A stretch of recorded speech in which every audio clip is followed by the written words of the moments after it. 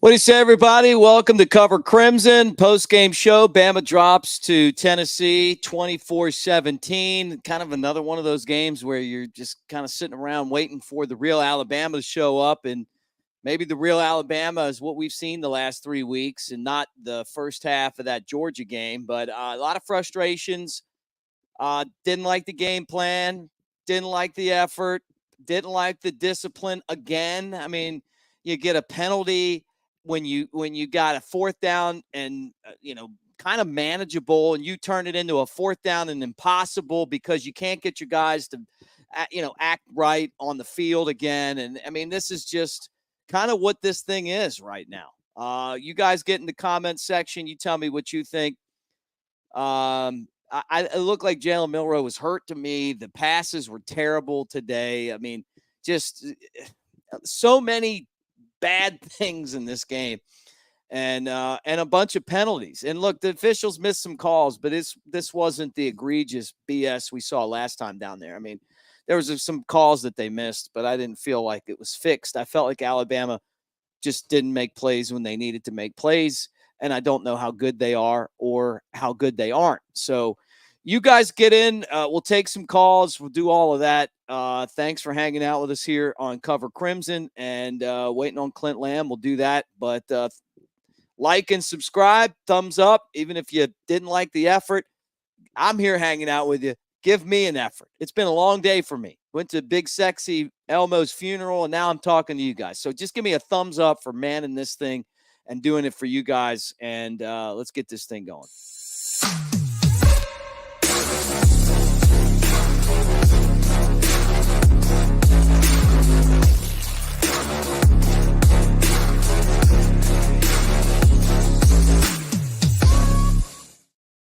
All right, roll Tide, man. I'm always going to say roll Tide, but this effort today in this game, obviously, just it didn't cut it. I thought Alabama had a lot of chances to win this football game.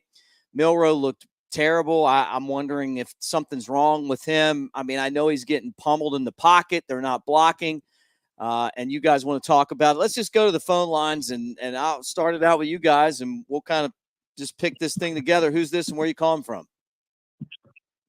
Hey, man. Thanks for having me on. This is Ryan from down in San Antonio. What's up, Ryan? Man, this is another hard one to take. I took some notes here from the game when I was watching, and, I think the problem this week was Milroe. And I'd like to use the analogy, right now it seems like Bama is a blanket that we just can't fit over the whole bed, The defense played pretty well today, but the offense, like you said in the pre-part of the show, we had so many chances. We got the ball with 5 minutes left. We're in control of our destiny, and our offense we couldn't get it going. And then we get it back with 2.5, and a touchdown would tie it. We just don't make it happen. And I think the big part of this game was Milroe, his decision-making. He doesn't check it down when he needs to. He holds on to the ball. There was this one play. It was a third down, and he threw it out to Kendrick Law, but he was open for like a 7 or 8 yard gain, but Milroe held on to it, and he's looking downfield when nothing's open, and then he throws it late, and then now it's only a 3 or 4 yard gain. Right. When if he just makes the quick decisions, I think the decision-making here with Milroe needs to be quicker. And here's my hot take for the day. I love Milroe. I think he is a stand-up guy, and I want him to be successful. I think you might need to consider benching him. I don't know if you're the coach right now, what do you think? Would you consider benching Milroe right now? He has not played well since that first half in Georgia. So some of those passes, that's my and Ryan, some of those passes were just so bad. It was like, man, like he's trying to throw someone to the guys on the sideline, and he airmails it, and I'm like, is this dude hurt? Like, I don't even think that he's healthy. I mean, they're so bad. Like it's not even close. No, you might be right. There was that. I think it was the second to last drive, or it might have been the last drive. It was a third down, and he had Ryan Williams. There was nobody. He was close. Open. There was no one within 15 yards, and he throws it up, like you're saying, airmail it. And it's like, so I honestly don't. I guess this is what it feels like to just be a regular fan of a regular college football team. But we lost the game. I mean, we lost the game. Damn. So this is what that's my hot take. I think I say bench Milroe at this point. Well, Ryan, thank you, man. Roll Tide, and appreciate hearing from you again, as always. And we'll chew on that for a little bit. But have a great night and stick with us, all right? Yeah, thanks for the therapy session. Roll Tide, class of 2016 down here in San Antonio. We're hurting, but thanks again. Have a good one. Thank you, man. Roll Tide. Look, I don't think anyone's above being benched. It some of those throws were so bad that I just wonder, I mean, is he all of a sudden digressed that much? Or is it that he's hurt? 25 of 45, 239, a touchdown, 2 interceptions. I didn't feel like the offense clicked at all. I felt like they were lucky to have the lead when they did. Ryan Williams seems to be him and Bernard, the only guys that you can count on. But when you look at the stats, Ryan Williams, 8 catches, 73 yards, and a touchdown. There was another when they were down there. Why not run it with Milroe into the end zone? He throws an interception early in the game. Bernard had 5 catches, 72 yards, another decent game for him. Kendrick Law back. That was great. 5 catches, 37 yards. Justice Haynes caught the ball 5 times for 34. Dupree caught a couple of passes, but some other wide receivers need to get in the mix here. But it just felt like, honestly, Milroe never looked comfortable in the pocket, and it honestly felt like he was being hurried the entire game. And I'm not saying, look, if somebody else is better, if Ty Simpson can come in and he's healthy and he's better, he can move the offense. I'm not opposed to that. But what I'm seeing right now is this offense and this team digressing week by week by week, and it's easy to see it. Very easy to see it. And, when you try to, who knows whose fault it is? I'm not putting it on Milroe. I'm just saying this is the 3rd straight game where I'm leaving going, the team isn't any better than it was the week before. And for Kalen DeBoer, and I like Kalen DeBoer, it's on him. He's the head coach. All right, back to the phone lines again. Who's this and where you calling from? Hey, y'all. This is Chris from Leeds. Terrible game. I'm madder than a dog in heat tied to a damn leash right now. You ever been that way? I know what you mean. I don't know what to do. And everybody's talking about Milroe, and that one guy talking about Alabama's a bed sheet or something. We can't even beat a damn pillowcase. A pillowcase. And I think Milroe, and I like him. He's good. He got that length going. But I think he might be cross-eyed. Because I swear all he's doing is going down there looking at Ryan Williams. He's got lover eyes for Ryan Williams. I know he's 17. He's a heartthrob. We're going to throw it down to him. But I don't know what else to do, y'all. Put Ryan Williams the quarterback. Hell, I don't know. Yeah, Jalen Mbakwe could play quarterback, right? I mean, yeah. Where's the running? I'm just wondering with Milroe, I just want to see him break some runs, and it's like they're just not there. Like part of his weapon is the run. I say we put Milroe at running back and put what's that basketball guy, Sears. Put him at quarterback. Hell, he ain't no worry. And a road spray with Raid. I swear, I don't know what I'm gonna do. I kicked the dog 2 weeks ago. Don't kick the dog. We're under the cap now. People took you serious. People were taking you seriously when you said that. I am serious. Come on.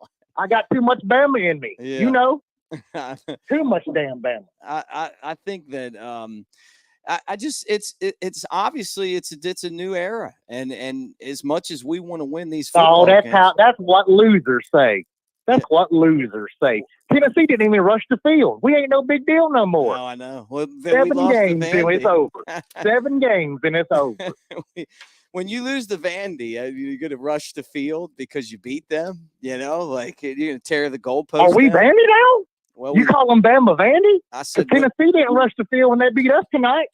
What I'm saying is ridiculous. What I'm saying is when you lose to Vandy, but what are you going to rush the field for the team that Vandy beat? I mean, it's kind of one of those things where this Nick Saban isn't coaching anymore, and I thought that's the bottom line. I'm a fan of the Alabama Crimson Tide, Paul Bear Bryant, Nick Saban. It don't matter. The A means something on your chest. Oh, I agree with that, man. It still means something to me. Right. But I mean, hell, I don't know. It's a tough one. What is Coach Malachi Moore gonna have to do to get our defense right? If he runs the defense after what happened last time, he runs the defense. You know it, I know it. Womack, he knows it too. Yeah. I hope Coach will get us right. He's a player coach, like they have in the NBA. Right. Yeah. It's this is this is definitely going to be interesting to see how DeBoer handles it, and we're going to actually cover the press. As soon as he comes out and talks, I want to hear what he has to say. He don't need to talk much. I'll tell you that. He don't need to talk much. He does look better now. He's got a half zip on. It looks better than that damn t-shirt. Were you one his of the hair people? Is still ridiculous. Were you one of the people? Yeah, saw and his hair. I talked about his hair too. But it's only so much. I'd rather him just focus on winning Alabama's Crimson Tide, Roll Tide football game than his outfits. Yeah, right. His outfit of the day. Well, I'll see him on TikTok too. Well, get any final thoughts before we go to the next call, Chris? And thanks for calling back in. No, I mean I'm gonna pray to my little statue of the Virgin Mary, Jesus, Nick Saban, and hope we can beat LSU because it's gonna take it. It's gonna take something, boys. Hey, we can't survive 3 losses. I'm gonna tell you right now. We can't survive 3 losses. Hey, Chris, as I get off with you, we got to beat Missouri first. So don't. Oh, Missouri ain't nothing. They got lucky against Auburn. Yeah, but there's Missouri no ain't crap. guarantees with this team, man. There are no guarantees anymore. No guarantees. I hear that. So roll tide, brother. Thanks for calling in, man. Thank you. Roll tide. I'll see you. All right, that's Chris calling in. Good to hear from him. I see Clint Lamb in the house. Clint, got a full log of calls we're getting to, waiting on Kalen DeBoer. So, just quickly some thoughts and we'll hit these calls. Just terrible. I mean, I'm not going to get on here and make excuses. There's no excuses to make. I mean, honestly, I will say, I don't think people realize how difficult it is to have a game plan when penalties and poor execution from players is constantly putting you in bad situations from the very first drive. So, I would have loved to have seen what the game plan actually was. They had some good moments, some really good moments on defense. They had a couple of good moments on offense, but just it's undisciplined play. It's poor play from Jalen Milroe. I mean, he's got to catch some of the fault for this. Yeah. I mean, there's no other way to put it. If we're going to praise him every time he's playing well and, include him in Heisman conversations and do all that stuff, then we have to be able to get on here and have honest conversations when he doesn't play well. And this is about as bad as I've seen him in a very long time. Missing wide open guys. The mechanics were very off. The turnovers were there. He did not have a good command of the offense for the entire night. He didn't run the football enough. He didn't run with and he had been running the football, and I thought it was a Kendrick Law problem. Kendrick Law's back out there, and, you got to think, it was unfortunate to see how it played out because Alabama had every opportunity and they couldn't get the job done. Yep, no doubt, man. So we're keeping an eye on it. As soon as he pops in, we'll jump in with the press conference. But I know you guys are on hold. You want to chime in? Let's go to the phone lines and talk. Who's this and where you calling from?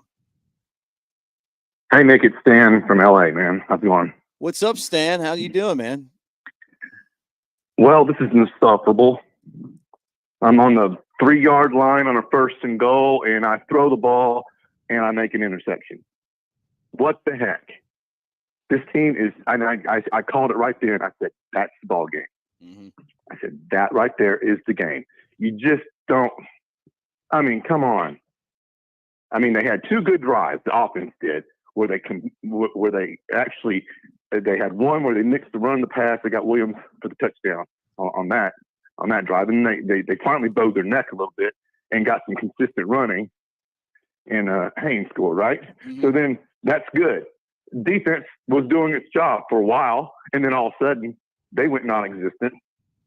Tennessee lit them up, and the offensive line decides to go into an inconsistent, absolute garbage dump. Yeah. Where they're, I want to say there's one penalty where the dude come off the edge and he was totally offside. But you can't rely on that.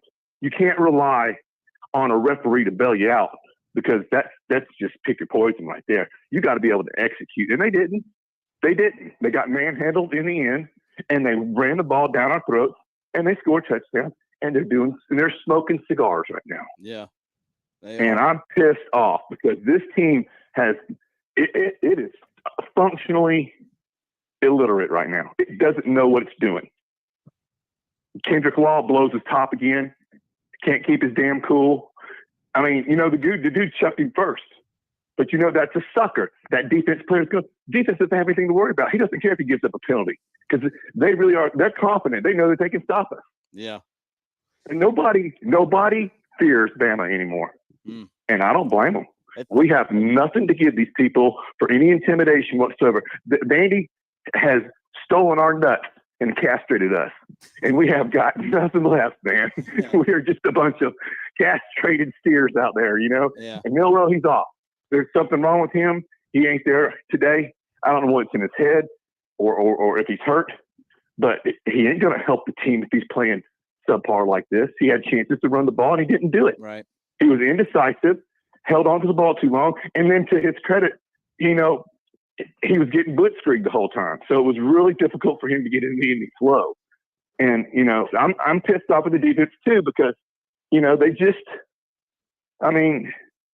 maybe they got quote unquote tired. I didn't see any substitutions. I didn't see him rolling the D line in there any. The same three dudes playing the whole time. I think Keenan went in one time and everybody else was on the field, and they didn't rotate. Do they have nobody to rotate with? We have coaching issues and we have player issues. I guess that's the whole doggone game of football, right? If you don't coach well and your players don't play well, you're going to get some L's. So this lank stuff, you need to cut that crap out, okay? Because nobody lanks us anymore. They're laughing at us. L stands for freaking loser. How about a loser T-shirt, guys? Why don't you throw on your loser T-shirts so you can, guys, maybe get your head straight a little bit, okay? Throwing up your lank stuff. No, throw that crap in the garbage can and burn it, okay? Take your NIL money from that and print some new shirts that says losers. I'm pretty harsh tonight because this is just, we're spoiled brats when it comes to football. Mm-hmm. But if they're not going to execute and if they're not going to give effort, then, and this is not the West Coast. DeBoer needs to get that in his head.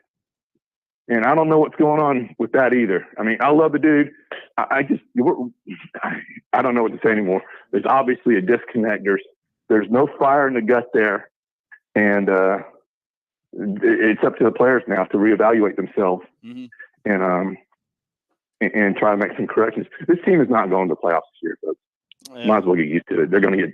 We're not going to playoffs, folks. Get used to it. No, we'll be at the Cheez-It Bowl, Stan. You like the Cheez-It Bowl? Yeah. See you at the Cheez-It Bowl. I was so looking forward to giving the. I was like, Lord, just let me have this game so that I can make this one comment. I was like, I wanted Big Sexy to be on the offensive line, to be on the defensive line. And I wanted so much for Big Sexy to go out there and pound these guys for us and win one for Big Sexy. Thanks, brother. And, I think he was a little bit busy doing some other things in heaven, and that's cool. But we love you. We love you, Mick. And I know it's been a tough week. It just doesn't probably help anything. But you know what? Hey, we're all family. And, we'll make the most of it. I'm going to go smoke my loser cigar right now. Hey, Stan, thanks, man. Don't make me cry. I just got back from his funeral a little while ago. And it's been a tough week, but I love you guys, man. Thank you for being part of the family and, and just kind of caring, because we miss him. It was sad seeing him in a casket today. But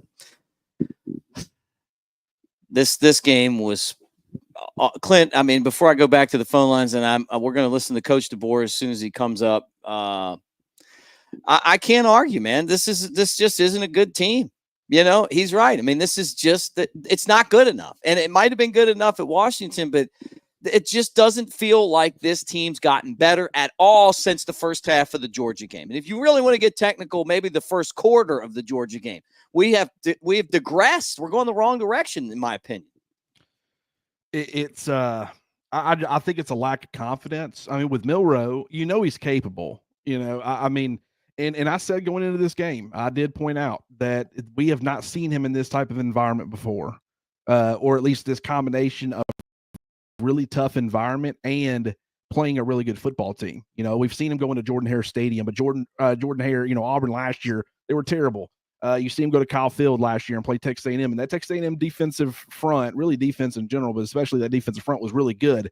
But you didn't have an offense for Texas A&M that could put you in poor situations, right? Where it's like they're scoring and you got to play keep up.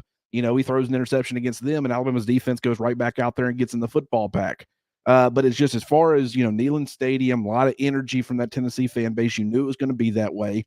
And that's the one thing, like there were signs, but you could go in and you could justify a lot of his play before. You can. And I'm one of those where if I can blame it on anything other than you just playing very poorly, I really try to do that. And so that's what I've been doing all week. You can't justify this performance. It's not just Milroe. It's really everybody. I think that, you know, when you talk about complimentary football, defense plays extremely well in the first half. Offense can do nothing to capitalize on the opportunities they were given.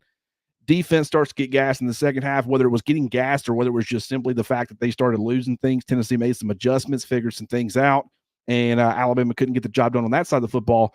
Offense finally starts to get something going, but really, you know, 10 points in the second half is nothing to write home about. I mean, so you really never got consistency from the offense. And, you know, it's really unfortunate. And yes, penalties absolutely played a part. Some of those just, you know, I'll say like the Kendrick Law thing, two things can be true at once. One, it was an absolute missed call. And it wasn't the other guy hit Kendrick Law second. You know, he hit him back. And so, like, that's the part, like, it wasn't like he got away with one where he punched him first and Law responded. I mean, he hit him second, and they still called it just on Kendrick Law. That's mind-blowing to me. But so that's absolutely true. But for Kendrick Law to be in that situation into the game, you're trying to go down and win a football game. Right. To do something as selfish as put your own emotions ahead of your team, the last thing he was thinking about was his team in that moment. The absolute last thing. He was thinking, I don't know what the guy said. He's feeling disrespected. He decides to make a move to show everybody on national TV how tough he is. And then he put his offense in an impossible situation that, of course, they didn't overcome. Yeah, no, you're exactly right. And go back to the Malachi Moore where we didn't suspend anybody. We didn't punish anybody. That's the way we do it now. Who's this and where you calling from? Hey, man, how y'all doing, man? This is Ralph from Birmingham, Alabama. How y'all doing? Hey, what's up, Ralph? Man, thanks for calling in. Roll Tide. Roll Tide, man. I'm upset because, you know, we want to find some blame because we got to figure out, okay, how can we fix this? Do we change Miro out? But let's look at the numbers. What Miro did in the passing game is almost similar to what the Tennessee quarterback did. He's 55% completion rate. Tennessee quarterback is 50. He had 12 first down in the passing games, 2 sacks, based the same touchdown and interceptions. But the one key thing that I didn't like is the 45 attempt, 21 or 45. We threw the ball too much in that first half. Too much. To the point where we had to come out in the third half and start running the ball. What I don't like, what I'm seeing is the lack of rhythm in the play calling. We have been pass heavy, pass first down, pass second down, pass third down since the second half of the Georgia game. So there needs to be some changes in how they call the game and how they can incorporate other people outside Ryan Williams. We have other players. What happened to the tight end? The tight end got some good yardage, good reception. Why is that not being incorporated? Our run scheme, all we do is just run up the middle. We don't run on the outside. We don't do no sweeps. We don't do no counter. We don't even do screens. So, yeah, Miro had a bad game. Yeah, Miro had an absolute 100% bad game. We should have way more points on the board. The defense broke down, but if you keep throwing that defense out there off these quick 3-and-outs, what you expect from the defense to do? They're going to get tired, and they're going to not be able to cover like they've been doing. They gave us 3 takeaways. We didn't even capitalize or get a field goal off of it. So something needs to change in for us methodology and strategy and implementation when it comes to our offense, because our offense is terrible. They even snuffed out a running game, a run play that they seen in film, and they snuffed it out at the scrimmage line. Like, our run schemes are trash. And it's a shame because in Tennessee, in their running game, they had 5 yards to carry, 217 yards. We only have 8 or 9 yards. The longest run that they had was 36. They have 43 attempts in their run game. We only have 34. We only have 8 first down, 1 touchdown. We can't win like that. No. Just passing the ball to Ryan Williams because, yes, it looks good. So I'm upset just like everybody else upset, but I don't want to just put the blame on one guy. Yeah, he didn't have a good game. But he had a good game up to this point. But you got to look at the offensive line hasn't been blocking well. It hasn't been doing good in the running game. Penalties. It's like, what is going on to where we are going back to the same old things that we had early in the year with all these penalties. Even last year, with all these penalties. Something has to change. I like Coach DeBoer. I like his coaching staff. I like what they bring to the table. But somebody need to have a heart-to-heart with them. You know what I'm saying? Because this ain't Alabama football, and it's not going to get us anywhere. And I thank you for taking my call. Ralph, Roll Tide, man. Great call. Coach DeBoer's coming up. Roll Tide, and we'll talk about that. But let me put Coach DeBoer on. Let's get into his press conference, and then we'll keep taking your calls after we get done with Coach. And play when we got to be able to separate ourselves and have that killer instinct. And right now, we don't do that. And it's not like they're not trying. It's just the execution needs to be better.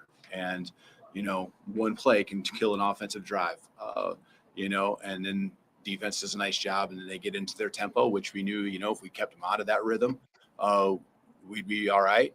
They got into it there the third quarter. And, it was tough to stop it. It starts with running the football for them. Tony, go ahead. I know we talked to you about getting Ryan Williams the ball and the emphasis on that. I think he had something like 20 targets. Is there a worry that there was too much of a reliance or too much of trying to maybe force him the ball today? No, I don't think so. I mean, I think that some of them, there is an intentional element to making sure he's part of the game plan. And then some of it was just, the progressions and where it ended up. Unfortunately, we just had a couple misses, right? I mean, we hit 1 or 2 of those, the interception early in the game. We had a good little rhythm right there. I mean, some of those hurt, but you have to have confidence in your players to continue to go back and go make the next play. And we obviously have a lot of belief in every one of our players. He's a guy that can go make those plays anytime. So we got to continue to make sure he's a strong part of the game plan. Last question here, Ryan. Coach, we struggled the last few games, but with a lot of football left to play. What's the message to the fan base after this loss? Well, I told the guys, and so the message to them is get back after it and get to work, and first of all do some soul searching, right, and look inward. And I know there's enough guys that still believe, that still want to go do what we want to do. There's a lot of season left for not just us, but everyone. And it's going to go fast if we don't take advantage of it. That urgency's got to be there. There's no question. And, we get a chance to get back home, but we got to go to work first before we play that game and find a way to take the next big jump. A lot of guys that we got to now incorporate into schemes offensively and defensively, just with some guys going down. So, they're getting an opportunity right now too to help build depth. But we got to make the plays to go win right now. And that's where we're just falling short. So, make sure our minds are right, make sure our heart's in the right place. And then all I know is that you just go back to work. That's the only thing you can do. And that's what I've always done. And that's what these guys, just having a talk in the locker room, really firmly believe that that's what they want to do too. And so, don't lose belief in these guys, because there's a lot of guys making some big sacrifices in ways that, you'll never know. People will never know because they just keep plugging away, and it might be physical things and stuff like that. But they're working hard, and they have a lot of pride in who they are individually and who we are as Alabama. Thank you, Coach. We'll be joined shortly with players. Thank you. All right, there you go, Coach DeBoer. Getting your phone calls, and thanks for hanging out with us on Cover Crimson. I'm Mick Gillispie with Clint Lamb, taking your calls, talking about this game. Clint, I kind of went on at the beginning and felt like, and I like Coach DeBoer. This is becoming a learning curve for him. This is a game that was very winnable for Alabama. He didn't get the job done. His team didn't get the job done. I don't like where the discipline is.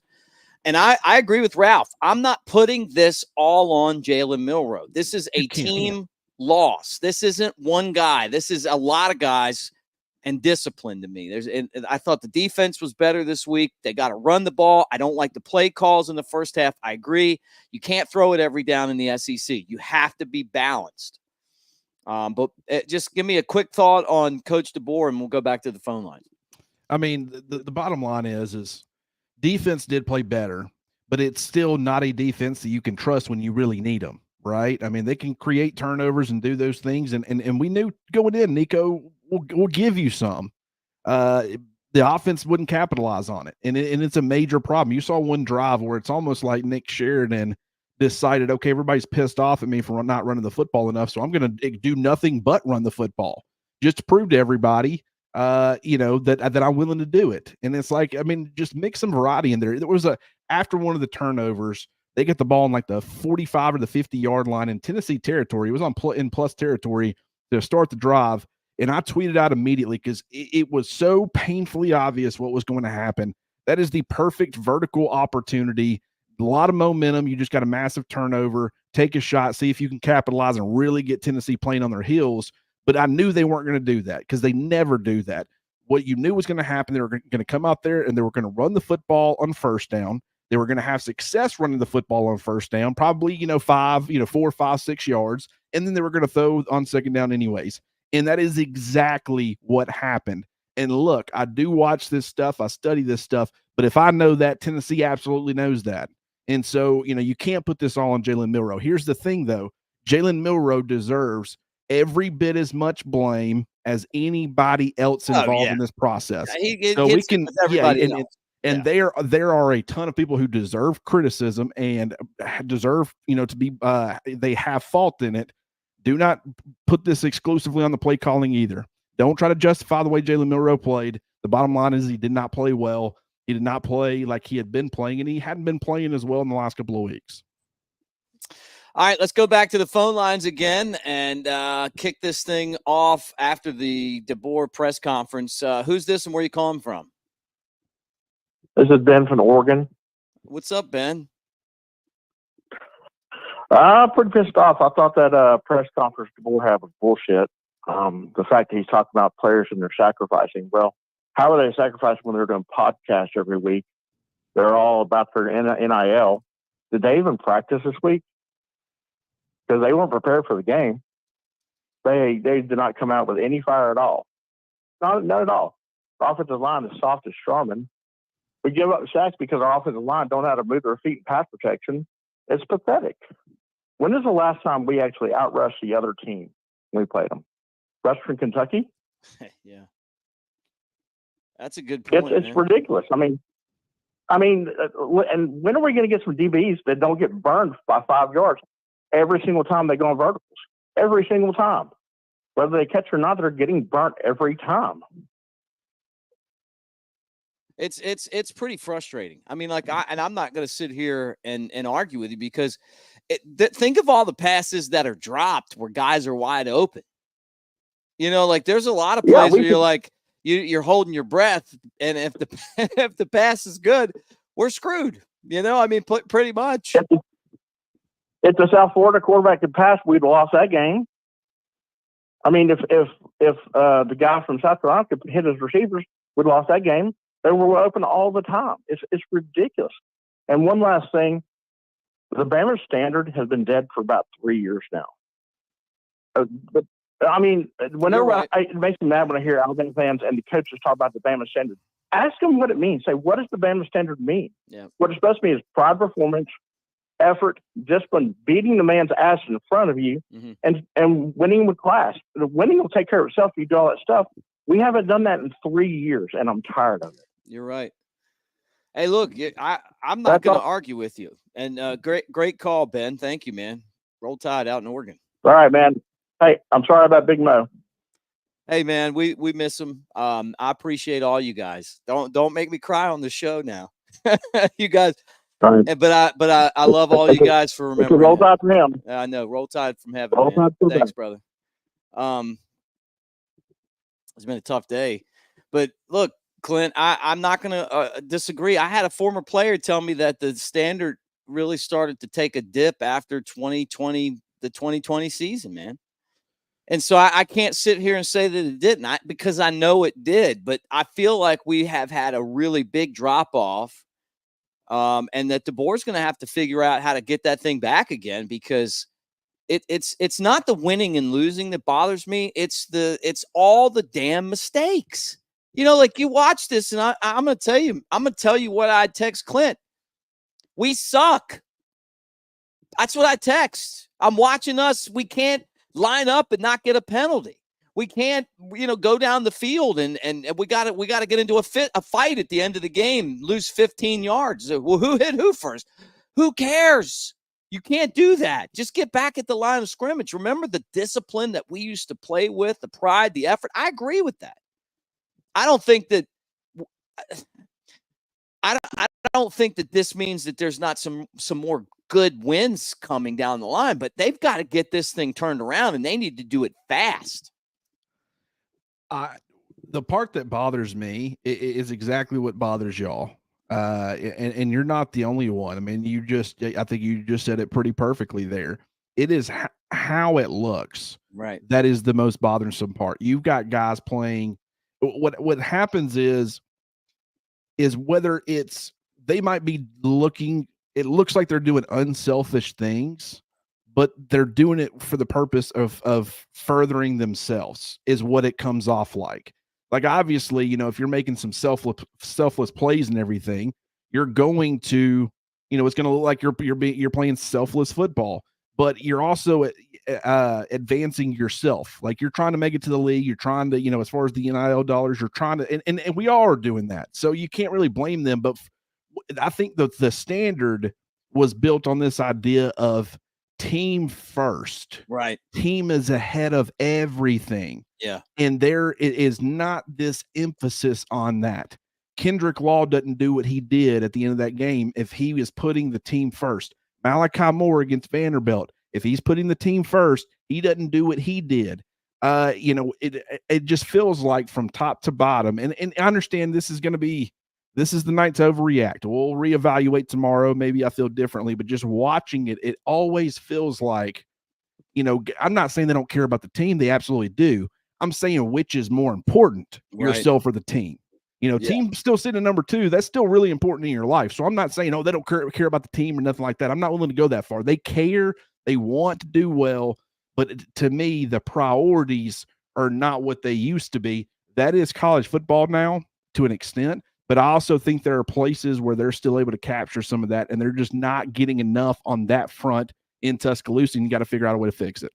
Back to the phone lines, and look, if you guys are on the phone and you're on hold, I will get to you. So just hang, and I want to thank you for calling and holding on for a long time to get on there. Who's this, and where are you calling from? Hey, Mick, this is Brandon from DC, man. How's it going? Brandon, you're one of my favorite callers. It is great to hear your voice today. And Roll Tide, man. What you think? Hey, Roll Tide for you, brother. And I'm praying for you, man. I thought about you all day. So prayers up and, Roll Tide on that one, right? So I got to be honest with you, man. The best way to describe our team is an AAU basketball team, right? You have all the talent. Right? You got the guys that have the ability to get to the rack. You got guys that can jump out the gym. You got all these guys that can get on one court. And they're ballers. And they do it. And then all of a sudden, when you need them to be able to come together as a collective team, it's me first, right? So Kendrick Law, he messed up twice, right? He should have sat down on that route. He kept drifting. You got to be able to sit down on the route. You have to get past the marker, which he was, and he kept drifting. That's why his coach was getting on him about that route. He was getting on him about being selfish on the penalty. And it's just one of those things when you're looking at the situation and you're trying to assess it. Why is this team very selfish? Another example. Look, I love Ryan. Ryan is a phenomenal player. On that 4th and 22, if he picks up the block, Justice gets the first down. He is confused. It looked like he didn't know the play, right? And so he's running, and all of a sudden he sees Justice behind him, and he's like, I got to block somebody. It's too late. And Justice gets tackled by the guy he was supposed to be blocking. So it's that inability to effectively execute plays that is constantly coming back and biting this team in the butt.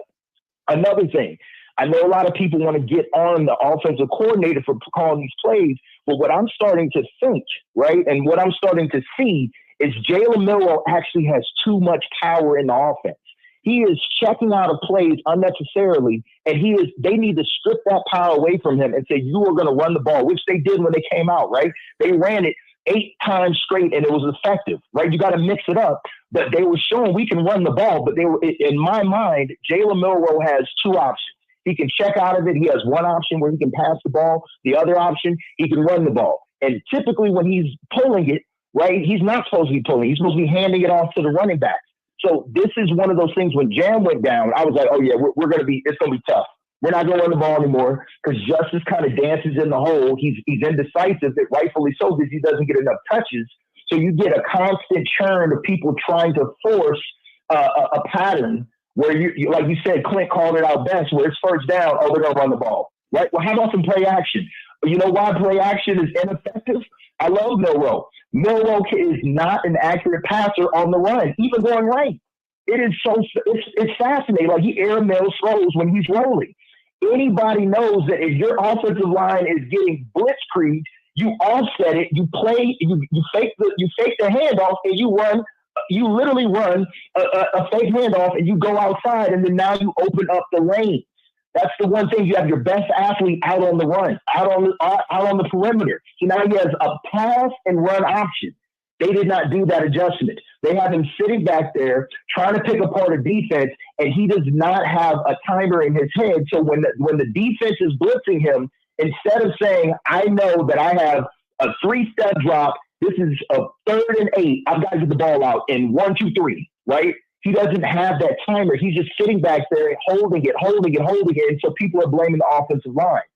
The defense, in my opinion, that was honestly the best first half. That was the best I've seen the defensive play in a long time. They were getting turnovers. They were stopping Tennessee. They were confusing Nico. They did all those things, and then the offense comes out there, and we're on the goal line. And this is why I'm telling you, I know Milroe is getting the option. He throws a fade route against the best cover corner, maybe in the SEC, and he's bodying up Ryan Williams.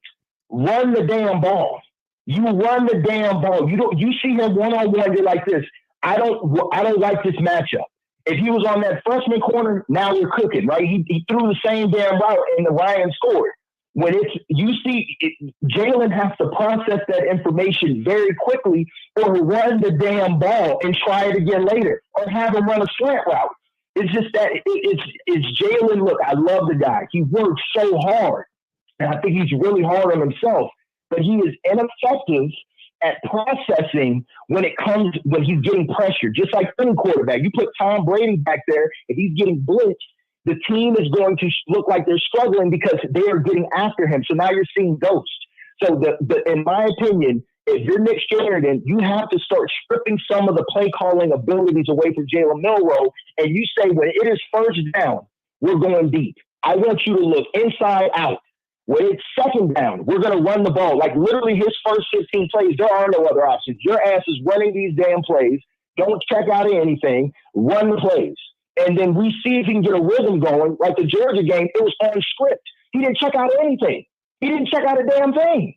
That was on script. And so as soon as Jalen starts getting off script and he's questioning it and he doesn't really know how to read the defense, you start seeing inefficiency. So I'm still Roll Tide, man, I think I'm just more dejected because this team has so much potential, but they are so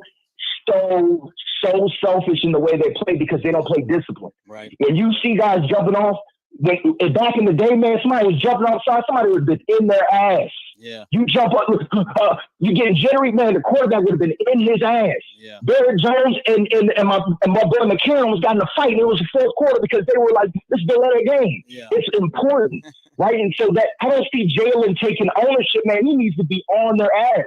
When they jump off sides, man, get his ass out of here. Put somebody in here that knows how to play. Like, I want to see that energy from Jalen because he's just being too cool. Last year, he had that energy.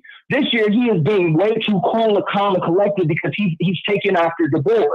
You're your own man. You have to come with that energy. You're not Bryce Young. Bryce Young could be cool, calm, and collected. That worked for him. Jalen's got to come with that energy. So when a guy is jumping off sides, look, matter of fact, prime example, Jaden Roberts almost cost the team 15 pounds because he goes flying over the damn pile. I don't know if you all saw that. As soon as that happened, Booker was on his ass. Hey, man, that's 15 yards. Be smart. Yeah. What are you doing? That's the type of thing we need, man. And there's just Jalen gets over there. He's sitting on the bench.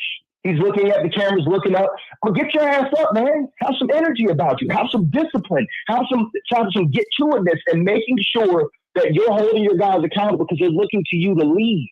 And that's what I'm just not seeing. DeBoer is allowing the players to manage and operate, and they're doing a poor job at it because they don't have people stepping up and making sure they're holding people accountable. When they're not focused on processes and they're focused on everything on the outside, you start getting results like you see today. So I'm praying, man, by the time we get to LSU, because look, Missouri's coming up. Yeah. Missouri can run the damn ball. We have to be able to focus and hone in for 60 minutes and making sure that everyone's holding themselves accountable. And if you're not getting held accountable, look, Jalen's ass might get benched. Accountability. And Jalen, matter of fact, if you're a leader like Jalen, you pull your ass out the game yourself. Say, hey, coach, I ain't getting it done, man. Put the next guy in. Show the team that you have to be accountable for what's put up, the product that's put on the field. I don't care what the coaches are calling. I don't give a damn who running 10 guys on the field.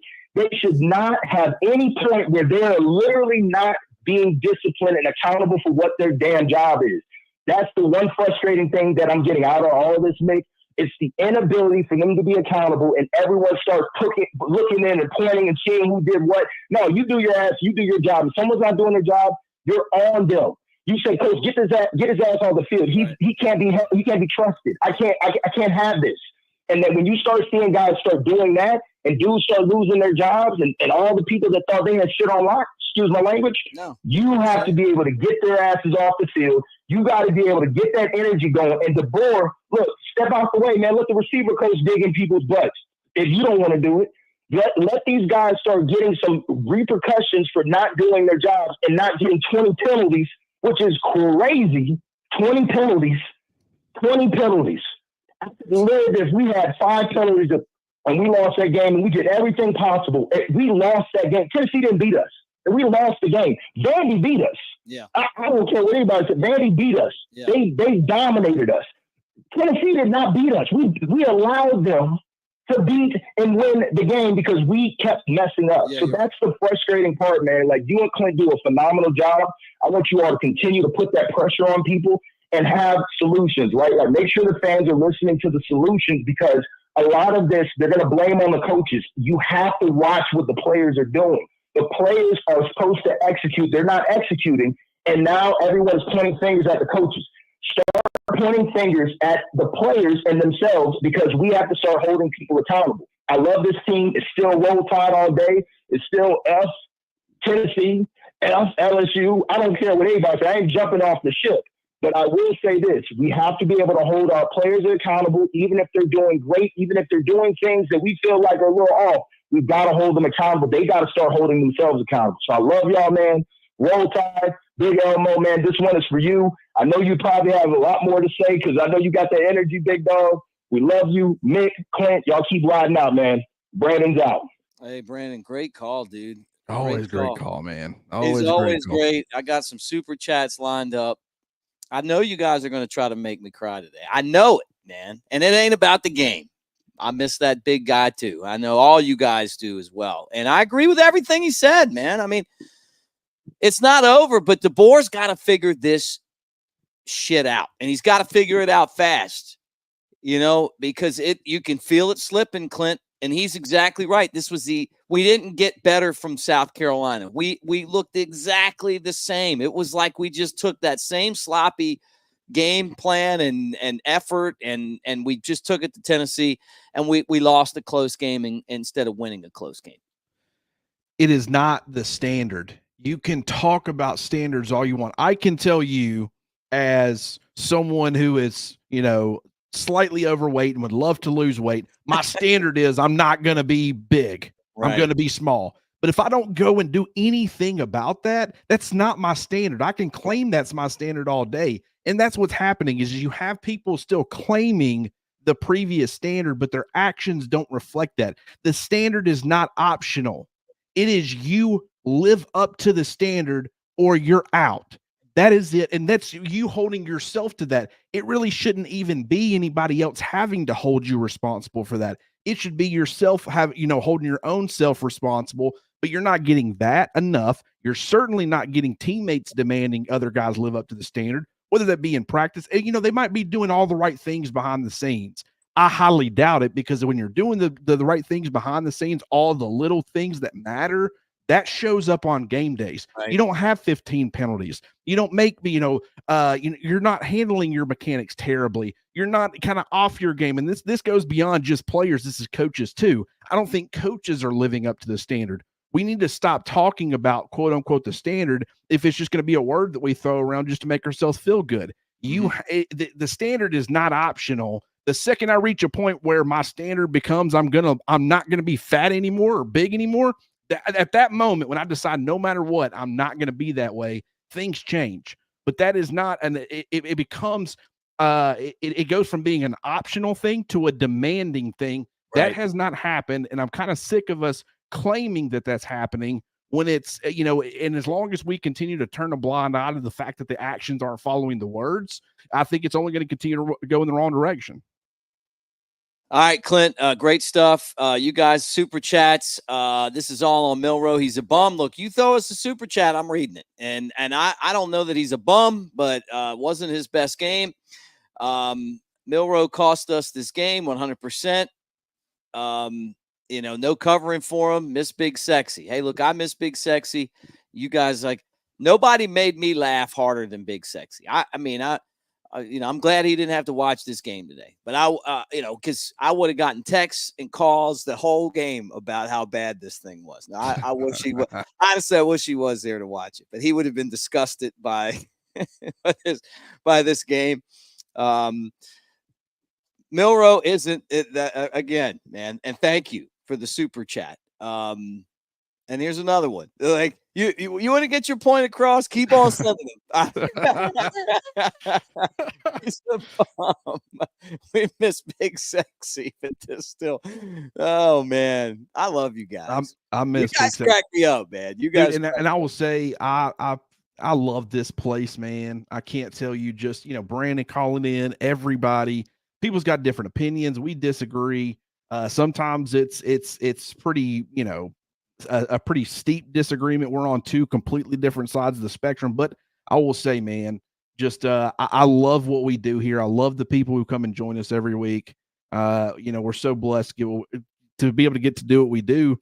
And I mean, Big Sexy was a huge part of that, a big part of what you did on the tailgate show. And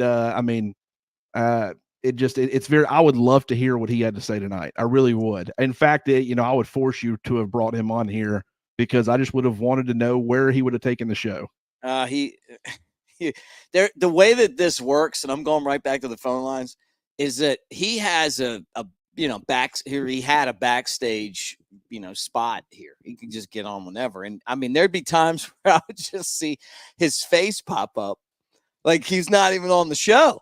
And then all of a sudden, there he is. And he's like, I got to say this real quick. Okay, man, get jump in, whatever. But, and thank you guys so much. All right, let's get back to it again and take your calls. Who's this and where you calling from?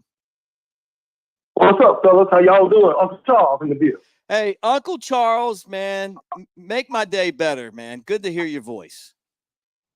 I'm going to do that, but let me first by saying, I want y'all to tell Big Sexy family, from the Mabry family, from my wife, my kids, my condolences to his family. Alabama football meant everything to him. I'm going to say this and I'm going to get up off it because I was upset about it for the last day or so. Seasons. Sometimes you can go through 10 to 20 years of seasons and nothing happened to your loved one. But then that one season hit you and it hit hard. See, I know about it because I lost 3 aunties in less than a month, an uncle and a cousin. And I got to the point where I didn't even know how to feel anymore. You try crying all your tears out of your tear ducts, which I had to go to the doctor where they could put stuff in my eyes so I can cry again because I cried so hard. But the crying was just a cleansing for me, to cleanse my soul so I can move forward. My aunties don't want me to sit down. They want me to get up and take care of my family, keep moving. That's what you guys going to do because Big Sexy would have wanted that. He loved y'all just like you loved him. Don't carry that sorrow. I know you're going to be sad, but he wants you to be strong as men right now because that's who you are. And when you get home tonight, call somebody. Call your mama, cousin, brother. Hey, man, I love you. What's wrong with you? Don't worry about what's wrong. I love you. And quit asking questions. So let me get to my comment. Let me say this. We talked about discipline on the last show. That's what got Alabama beat. Undisciplined. And I'm going to tell you why. This thing that started just today, it started with Vanderbilt when we should have knew it was a bad time.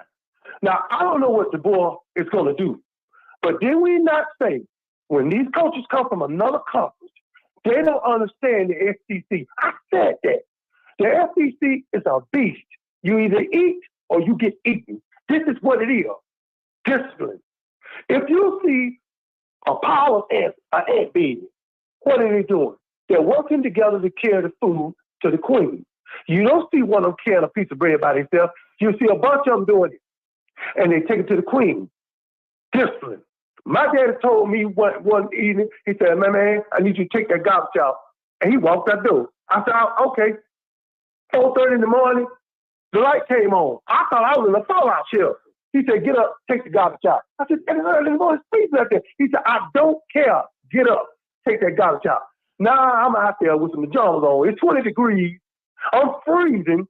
I'm freezing like somebody done scared me to death. And then I look over to the side. It was a ruffled up cat. He was looking at me. And he said, you know you should have took that garbage out. But see, he wasn't worried about my feelings. You know why? Because he was in bed to go running through my garbage. This is what it is. Discipline. My daddy didn't play that. You did what you was told, and that was it. You did. And that's all I got to say. I love you, bro. I love you, bro. I love you. And I said it from a general place in my heart, bro. Is you're going to be fine. And I'm going to keep calling in until you tell me, okay, I'm fine. I'm all right, Uncle Charles. And I will hang with y'all as long as I can. And I appreciate you, bro.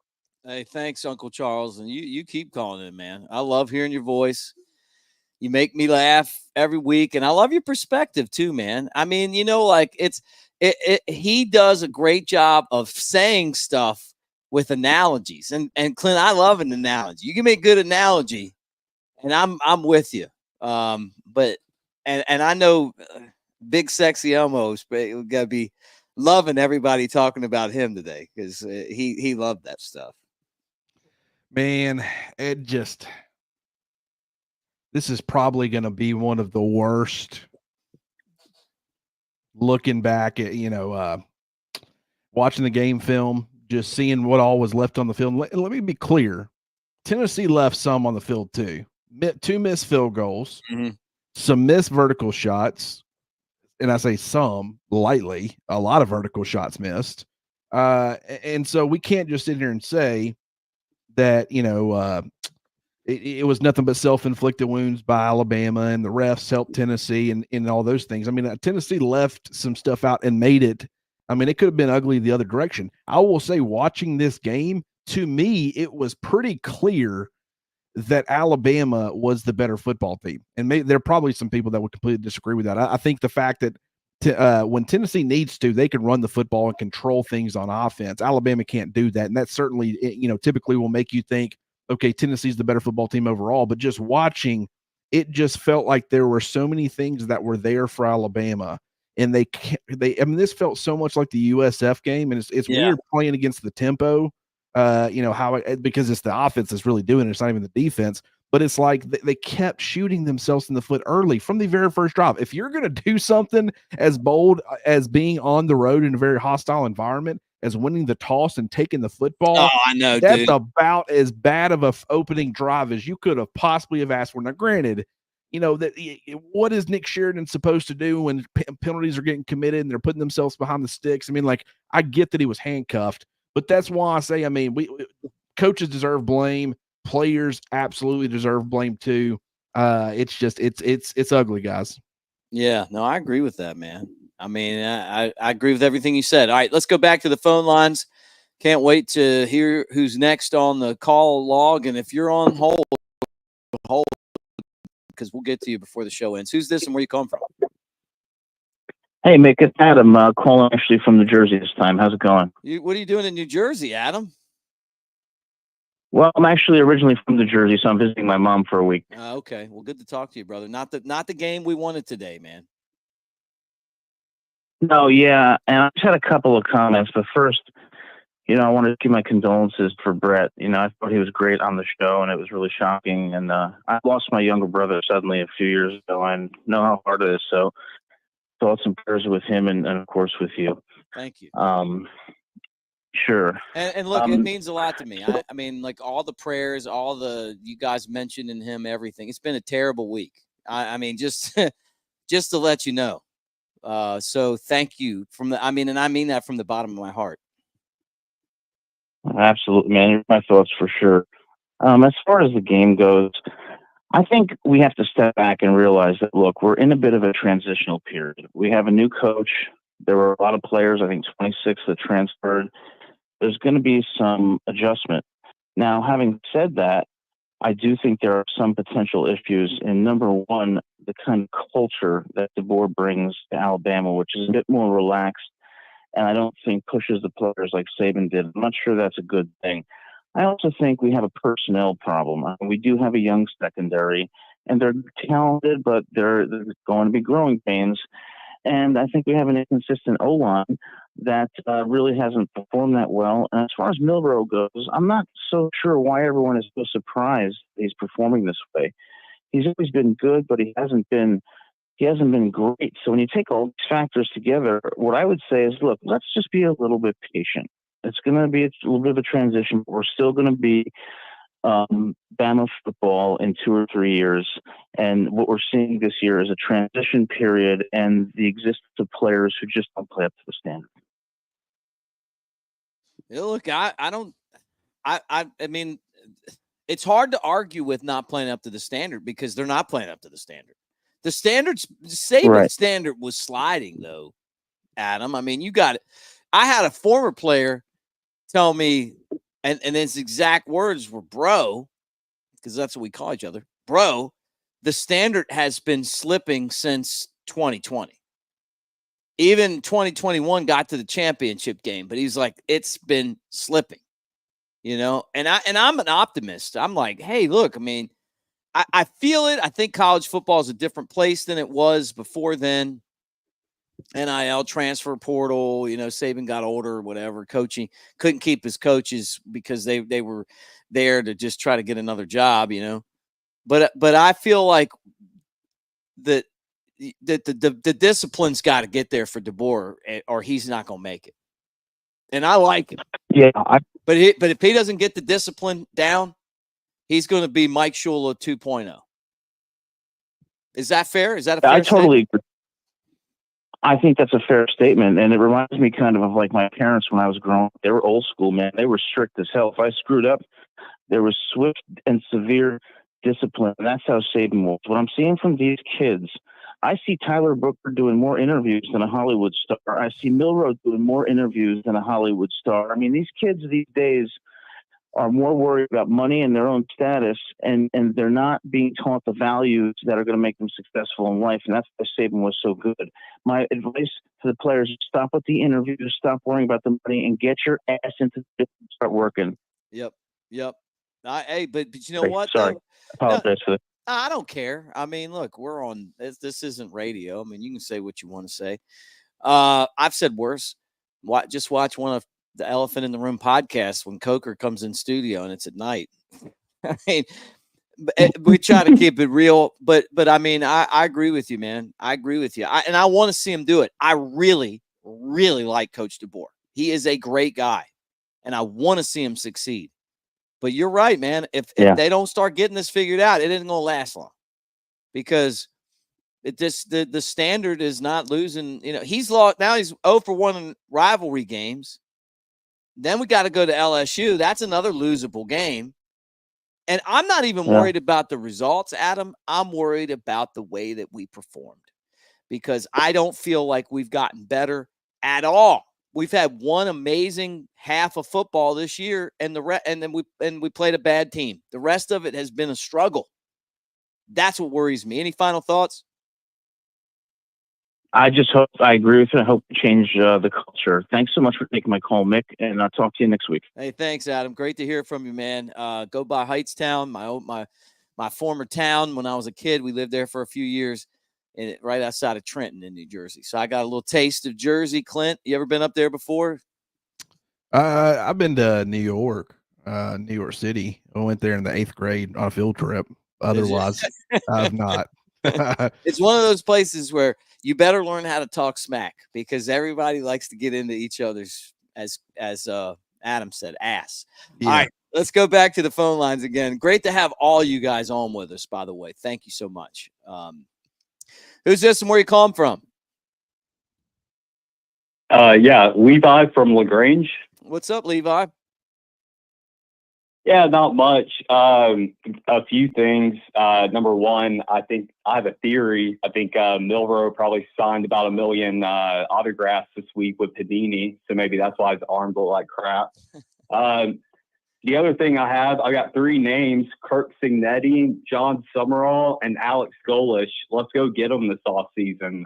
Thanks, Kalen, for coming in for your 1 season and falling on the sword for us. We appreciate it. Now we know what we need going forward.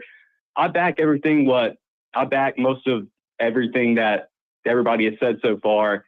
I'm worried about the culture. I hate it. I think he's too cool, calm, and collected.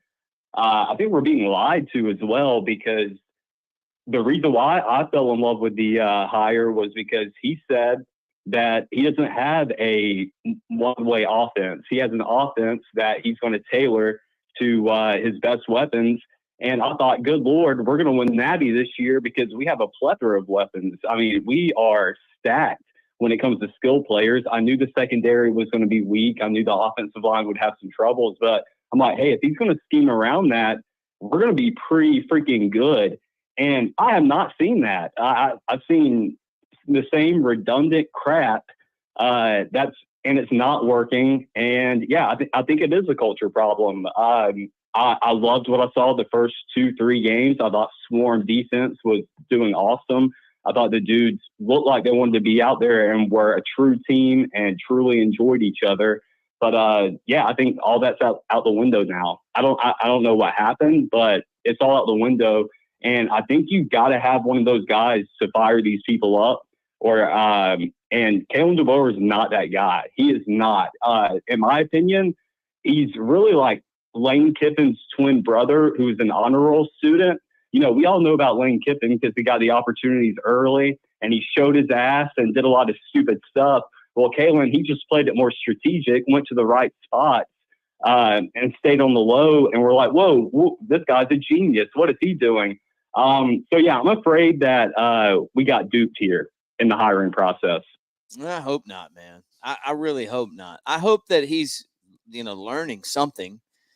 But it just doesn't feel. I mean, like that game plan today against Tennessee stunk.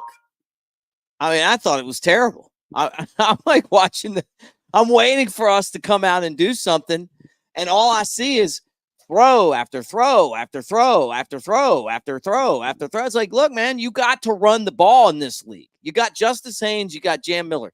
You've got to run the ball. You can't go, hey, we're going to get one run. Now we're going to throw 3 times. Like, you've got to run the ball. Tennessee beat us because they run the ball. When we talked about this game on the Tailgate show, this is what I was afraid of. I said it. I said, I'm afraid of Sampson running over us and wearing our defense out. Am I a football genius? No. I just watched us against Vandy, and I watched us against South Carolina, and I thought, that's how I would coach if I was playing these guys. And I was surprised Tennessee didn't run the ball more, to be honest with you. So, good call. Any final thoughts? Yeah, I do want to add that just to throw just a little bit of light of positivity in there. I think they addressed at least one thing, and that is it wasn't all on purpose on every drive, but hey, at least we let the defense rest, and we were drawing some more running schemes and some more short routes to throw to. But at the same time, I don't get it, because I liked that we came out in a pistol. But, of course, we use it a couple of times, and then we throw it to the side. It seems like Sheridan, his first 2-3 offensive drives that are scripted, he scripts them based on what people are complaining about. Oh, okay, we're not running it enough? Okay, we'll run it. But are we going to do that all 4 quarters? No, I'm just going to run it for now to get you guys off my back, and then we're going to go back to passing heavy. I mean, I really don't know what these guys are thinking. I would much rather have Lane Kiffin as our head coach, because he's going to come with the same problems as Kalen is, to where, Vandy, South Carolina, these games aren't automatics anymore. And yeah, part of that is the evolution of what college football is now, but also that just goes to discipline, straight up discipline, what you're focusing on, how you hire your staff and what responsibilities you lend them. And give me the offensive genius of Lane Kiffin. I will take, if we're going to do this every year, just give me Lane as our head coach then. But that's all. Appreciate you guys. First time on, so thanks. Hey, thanks, Levi. Out in LaGrange, man. Roll Tide, and thanks. I say, and this is what I said in the first place, go throw $20 million at Kirby Smart. I mean, that's what they should have done. I was saying that. I mean, you were. I mean, who cares? Throw $20 million in, and maybe, you're about 5 years ahead of where these salaries are going to be anyway, and make it to where he can't turn it down, or Georgia has to spend $20 million to keep him. Right. But I'm not ready to, I'm not giving up on DeBoer or anything like that. You can't. And people need to stop saying that. And the reason is, you don't understand what that's going to do to the perception of your program. Right. If you start talking about firing a guy 6 or 7 games, 5 games, after the Vanderbilt game, people were calling for his job. No one worth a damn is going to want to come. Period. We did this. Yeah, if you start having those conversations, I think everybody gets upset. Everybody knows that Alabama fans are going to be magnified on a lot of that. It's going to be a little bit louder. But if you are Greg Byrne and you say, okay, this ain't working, even if you do this after 1 year, fans would probably be happy with that. But it's not going to result in what you think it's going to result in. Your best chance, everybody said the guy following Nick Saban would be difficult because no one would want to do it. But you're changing that to, I'm not going there and risking not being able to do what Nick Saban did and people want me fired after 6 games. So I understand everybody's frustration, but the solution is not what you think that it is. And so it's kind of pointless in my opinion. What else I will say about it before we move on, the part that bothers me, a lot of people like to make the comparisons of you had Barrett Jones and A.J. McCarron getting in shoving matches and stuff like that. You had, Makai Brown, going after an assistant coach, whatever. Those were all Bama on Bama things. Right. And I want that is such a major difference than what we saw from Kendrick Law or what we saw from Malachi Moore a couple of weeks ago. That is A.J. McCarron and Barrett Jones getting in a shoving match because they weren't living up to the standard. Yeah, right. I would love for some players to shove each other. Jonathan Allen and Deron Payne go to the same NFL team, and they're throwing haymakers at each other on the sidelines because that mentality of holding each other accountable, they get over there, they're playing the same position, One of them, they get into it about something. They start throwing hands because they feel like the other guy's not living up to the standard. And so it's not pushing another guy. It's not, putting yourself in bad position. They were up 42-14 on Notre Dame when AJ McCarron and Barrett Jones got into it, because they felt like that even though they were up that much, the standard doesn't change. And so that's the part that bothers me. Stop making those comparisons because they aren't comparable. When I start seeing, Deontay Lawson pushing somebody and getting into it with somebody, it might be a bad look in the moment, but at least that's a guy who's getting on people's asses that aren't living up to the standard, and that makes you encouraged. We're seeing zero of that publicly. There might be some of that going on at practice. I don't know. I can't speak one way or another, but I will say publicly nothing of that sort is going on, and that to me is concerning. Yeah, well, like kicking the football when the official puts it down isn't what I'm talking about. But you hear Coker saying, I'm on the team plane. We just won by 40. And we got two guys on the defense fighting because they're arguing who had the better game. Yeah.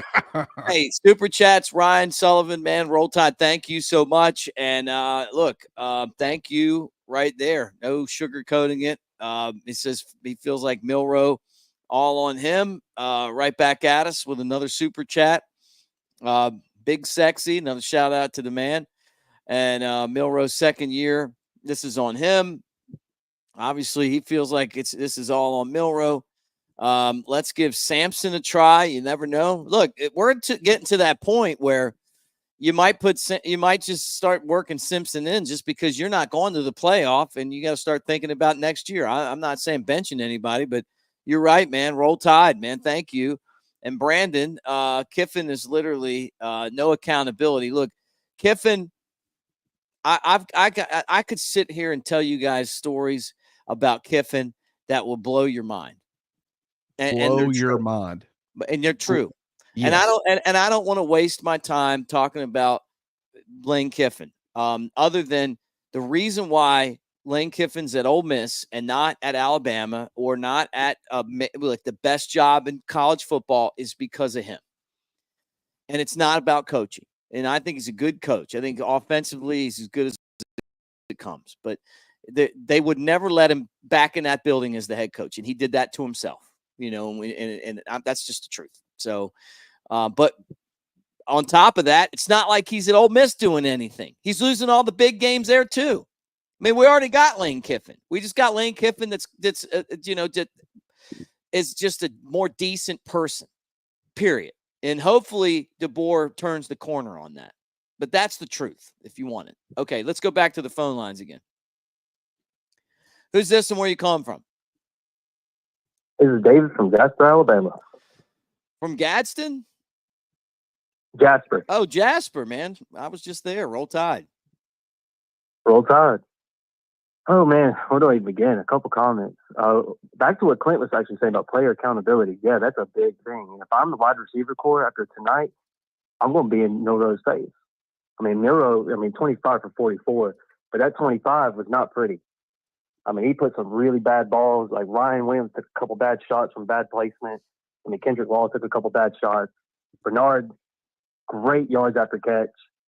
It's just bad quarterback play all around. It felt like he was so unconfident, unsure about himself. He didn't know what to do with the ball. And I think it's all on Milroe.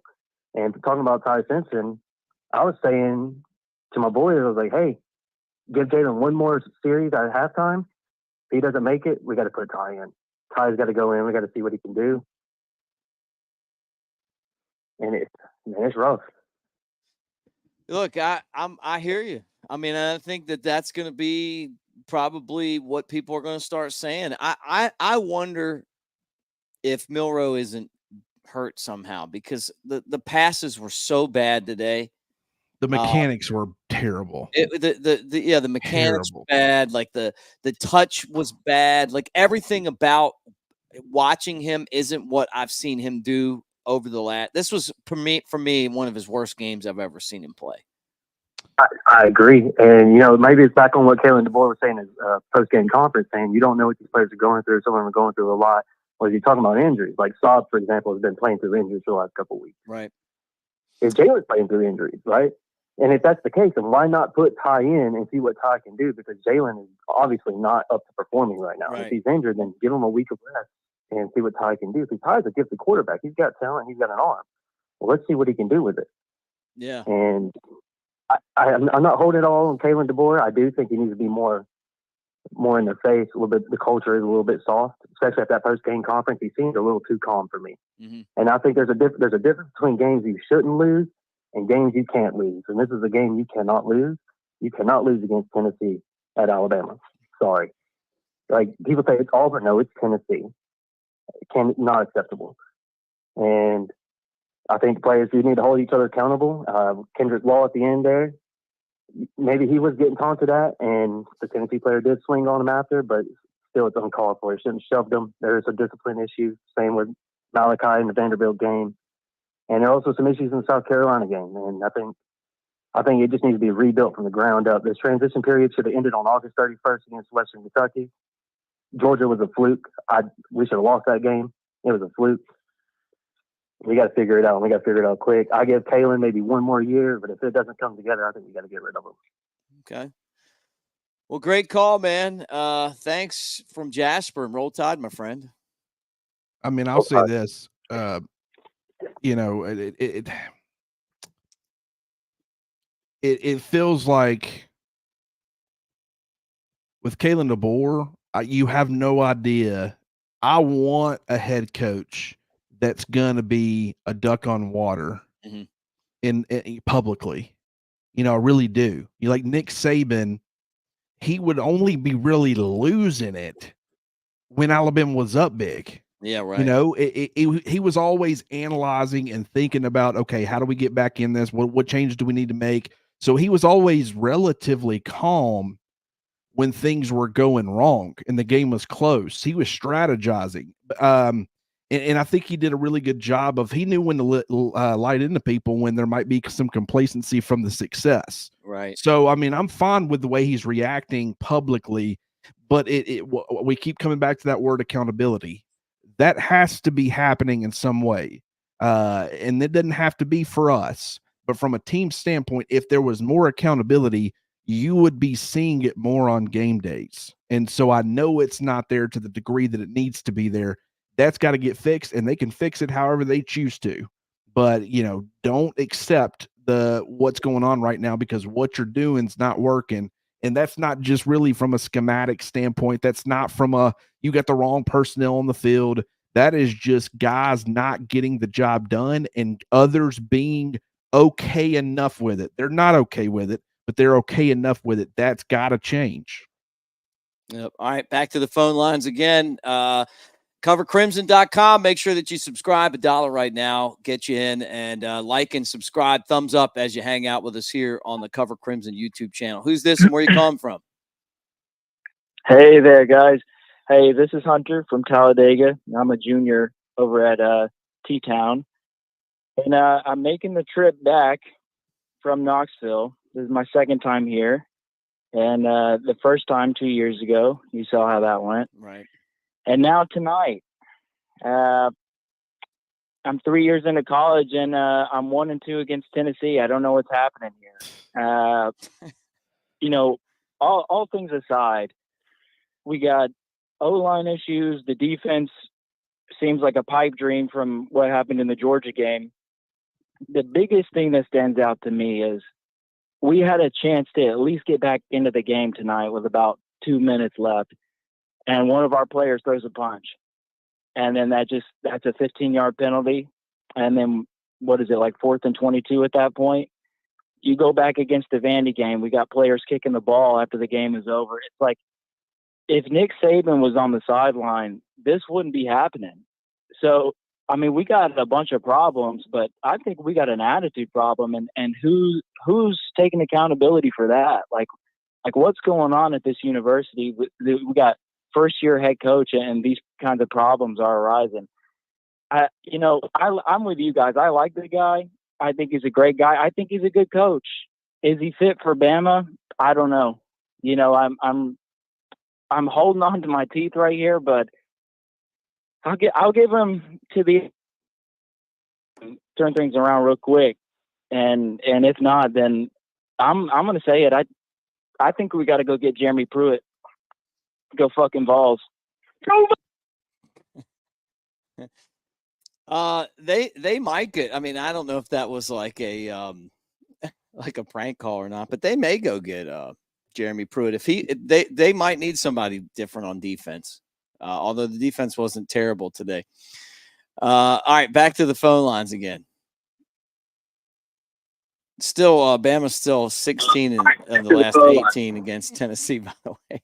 Who's this and where are you calling from? This is Alex from Montgomery. What's up, Alex? You know, I just feel like, am I taking crazy pills? Or I see a lot of people online calling for Jalen Milroe's job. And I just think that's kind of insane.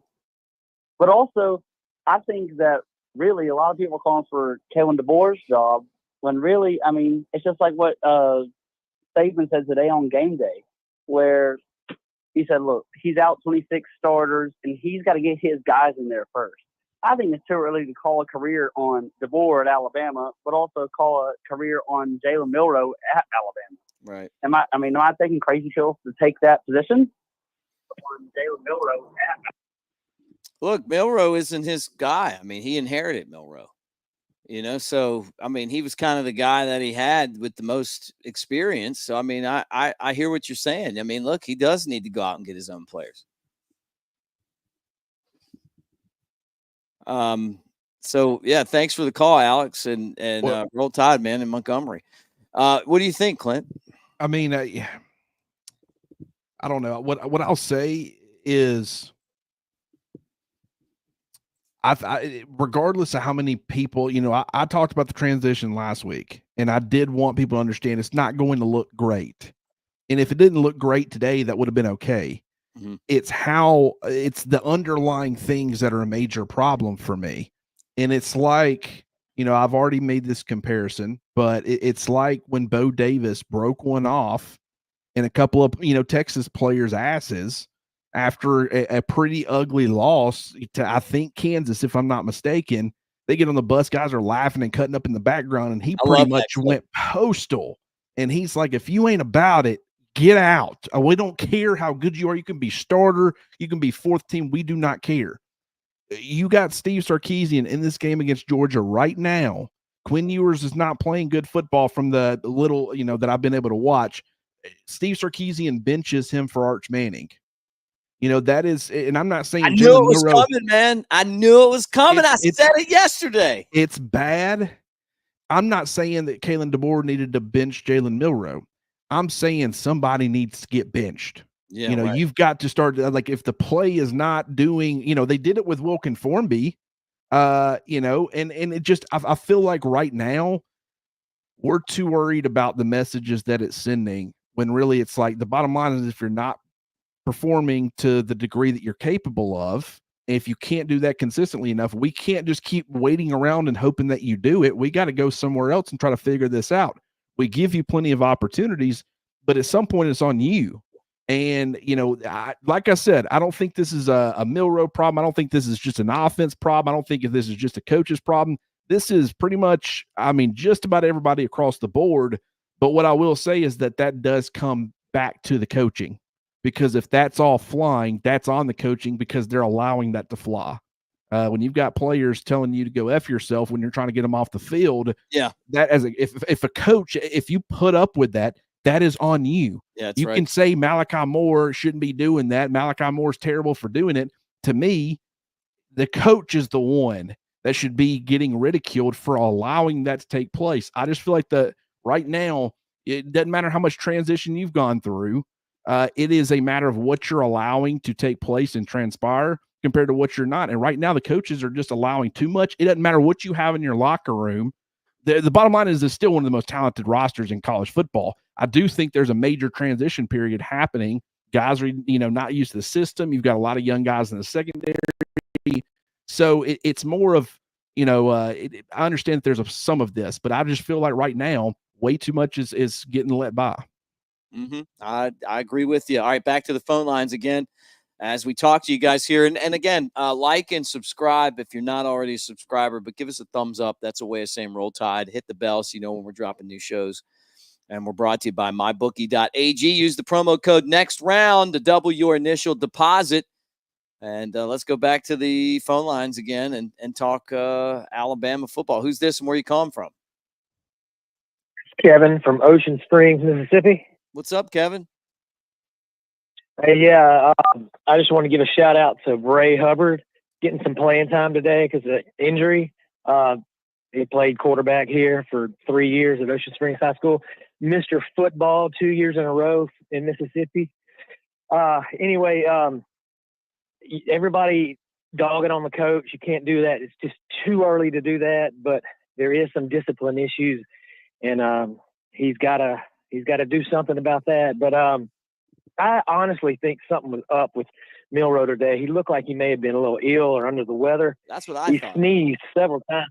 Yeah, he sneezed several times into his shoulder pads behind his jersey while he was sitting on the sideline. He was always alone on the sideline.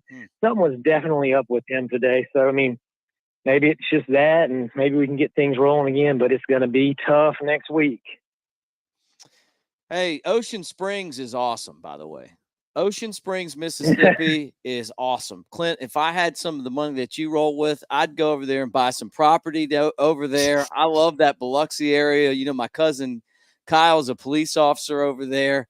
And I every time I get over there, I love it, man. I'm a regular at the Hard Rock Casino.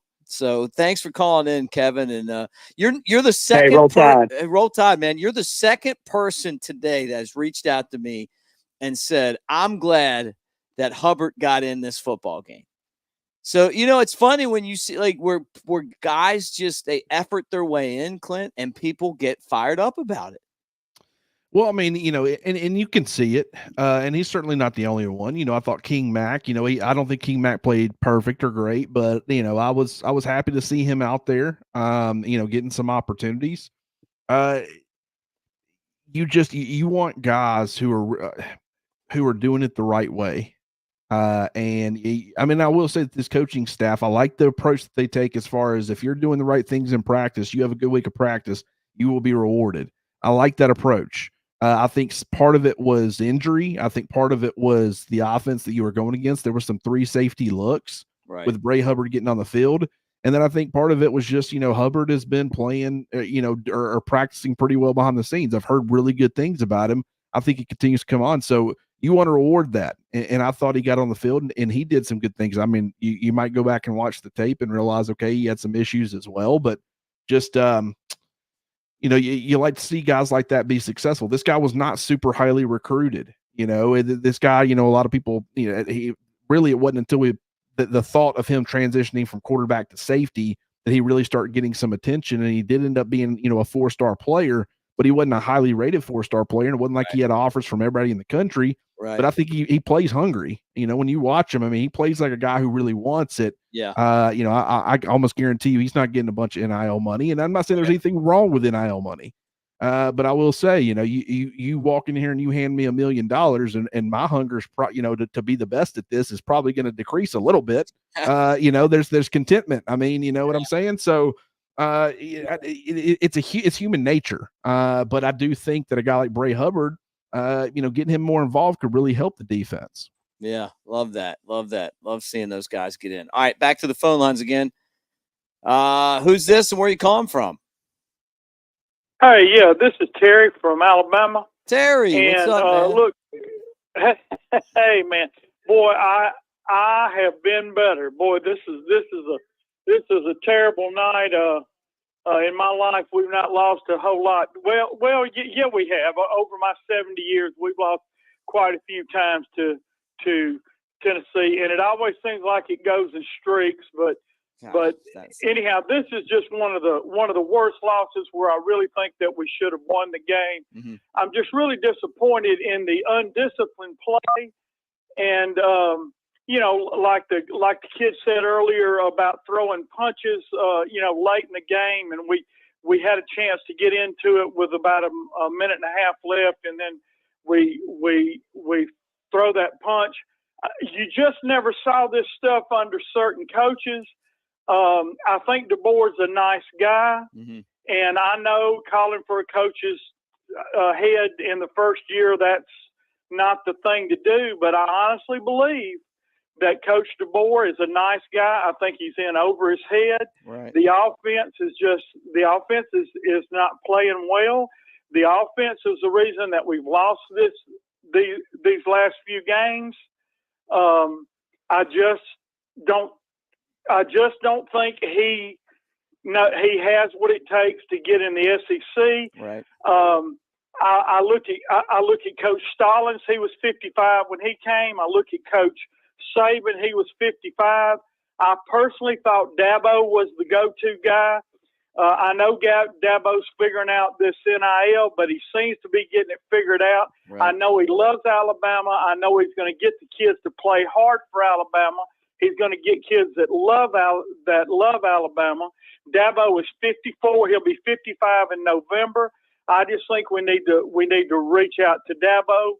He knows how to coach in the SEC. You know, Clemson is basically built like an SEC team. Right. I wish DeBoer the best. I just don't think he can get it out of this team. And let me tell you something, guys. Playoffs are gone.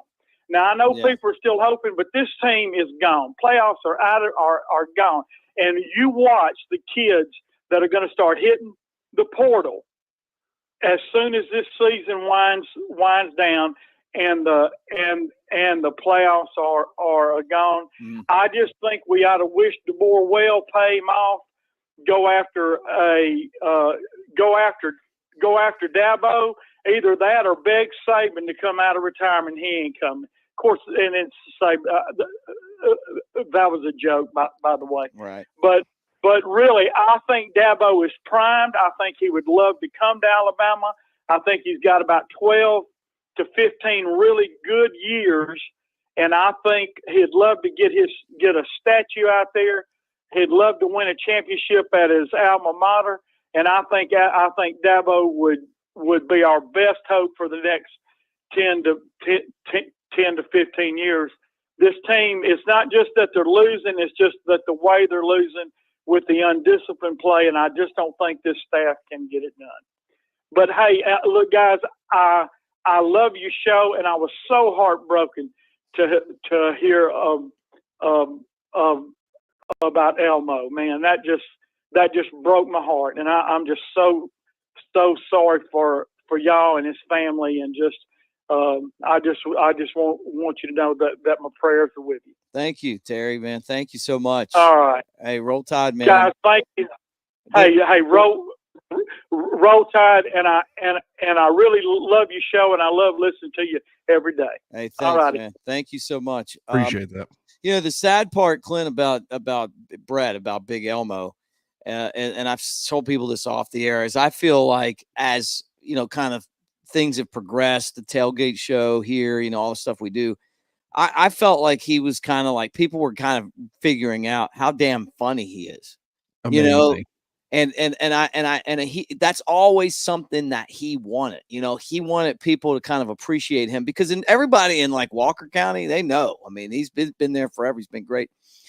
But watching him kind of like just that sense of humor where he'd make you laugh and having him on, you know, telling Taylor Hicks that they're a couple of silver foxes and asking Coach DeBoer about Waffle House and, you know, like, you know, just that time he came. And we put clips of him up, but every day hanging out with him was something. So, well, you know, you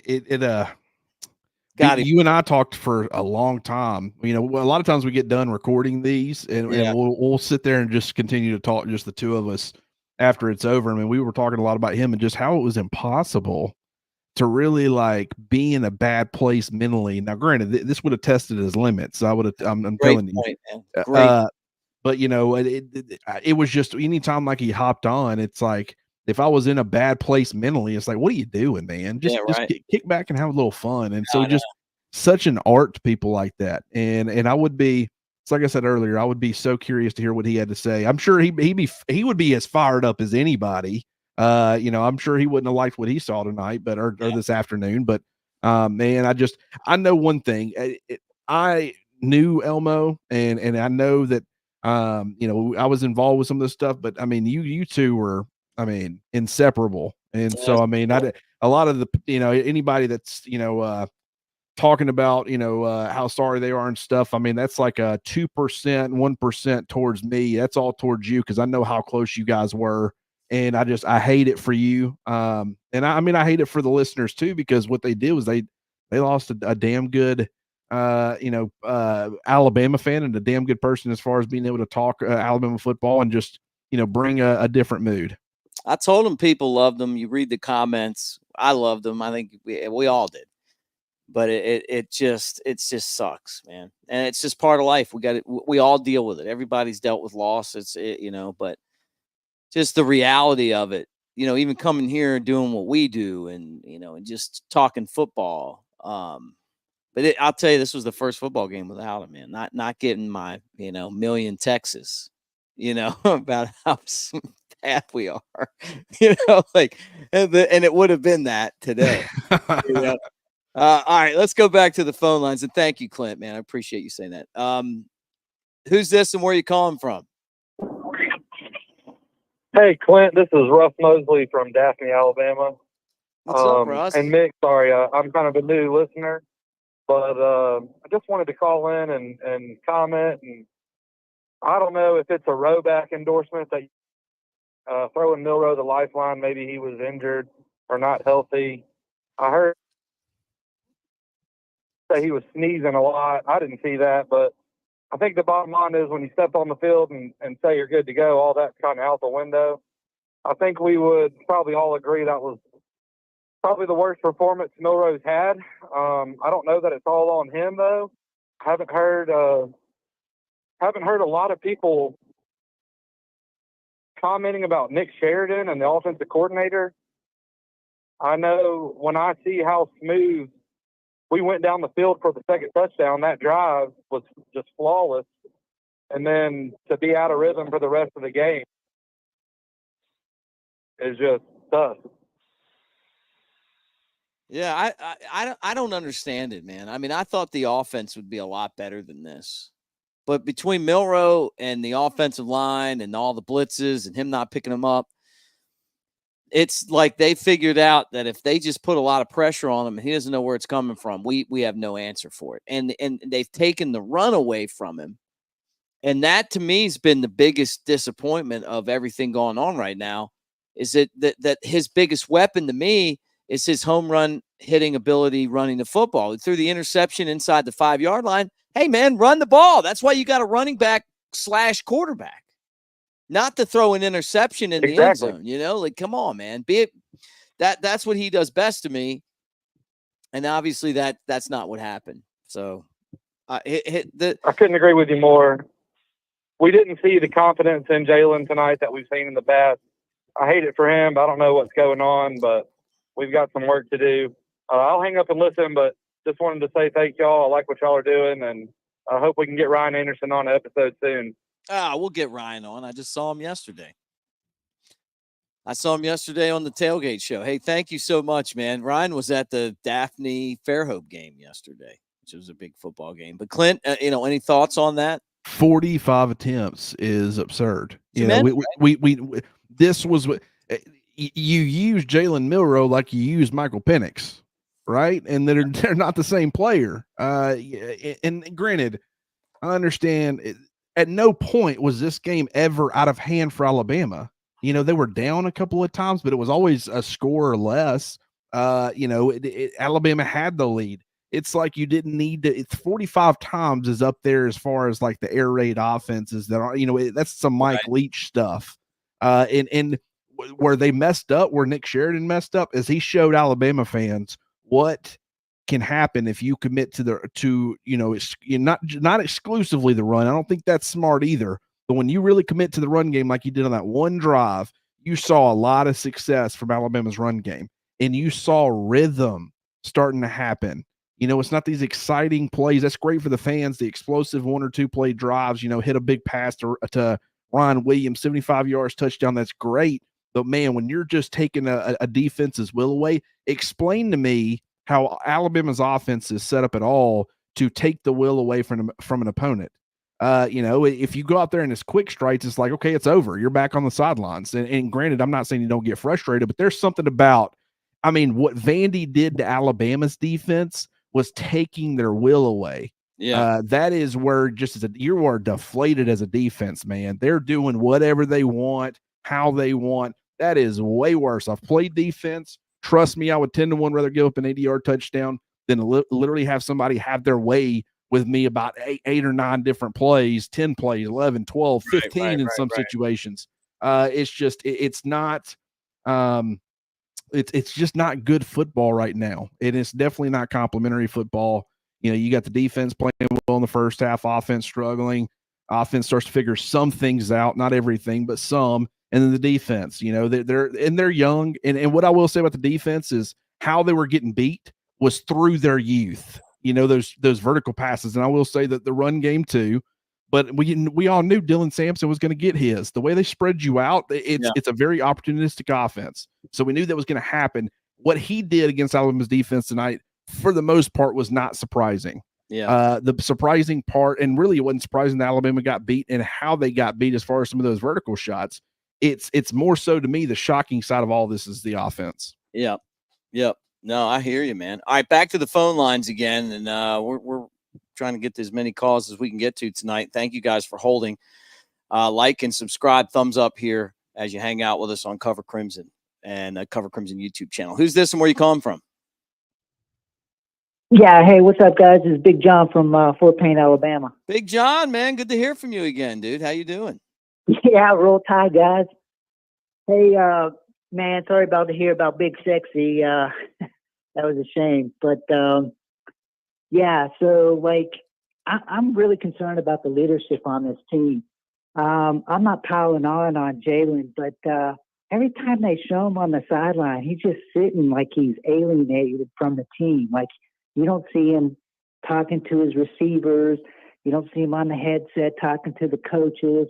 Now, granted, you don't see him all the time, but every time they show him, even in the Vanderbilt game, he's just sitting there. He's not out there cheering on the defense, to make a play or anything. So, I don't know what's going on. It's like we're regressing. When the defense wasn't playing good, you were always like, oh, okay, well, at least the offense is going to score 40 points. You don't even get that anymore. Yeah. I mean, I don't. This is frustrating, man. It's you're not seeing improvement. I mean, I don't want to be piling on Jalen, but I mean, there was times when the pocket was clean, he still couldn't make a play. He was 3 for 14 in third down and 1 for 2 in fourth. And this is second straight week. We got total yards. We got beat. We beat them in passing yards, and they were so much better running the ball. I mean, they kicked our ass running the ball, 214 to 75. And that That's was all in the embarrassing, second man. half. That's what I know, and I was wondering in the first half why they weren't running the ball more then. Yeah, we refuse to run the ball though. Half, we just don't want to do it. Yeah, and like you guys have said a lot, we're not playing complimentary football. The defense actually got a nice stop.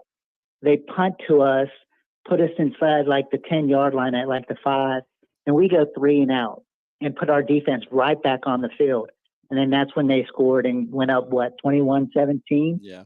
I mean, we're just I'm not expecting us to score every series, but at least get a couple first downs, give our defense a chance to rest and make adjustments. I mean, they're basically, doing the best they can, get us off the field, and we do nothing to help them out, and they're right back on the field, and they have all the momentum. Right. I mean, it's frustrating. I don't know what's going on with the play calling. Like you said, the running. What was it, the third quarter, the first time we get the ball, we stop them on defense. They come out the second half, we get a stop, we get the ball back, and we just go straight running. Now, granted, we didn't get no points on that, but at least we flipped the field position. Right. I mean, we got the ball deep in our territory because of those 2 penalties, which, killed us in this game. Yeah, so we went straight running, and I was like, all right, finally, maybe they made some adjustments in the second half. And then we went away from it. I mean, it's frustrating. Yeah. I don't, like you can sit here, like I'm not pointing fingers at Jalen because I mean, when he's on the field, hands down, he's the best athlete on the field. But right. I mean, he's, I don't know if they're not using him anymore because I mean, when we run the run plays that are designed run plays with him, I mean, Tennessee was ready for it.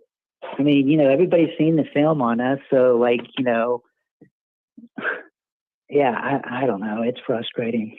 Yeah. Hey, Big John, thank you for calling in, brother, and Fort Payne and Roll Tide, man. We're going to talk about your yeah, thoughts, right? Roll Tide, guys, and I'm still keeping the faith, so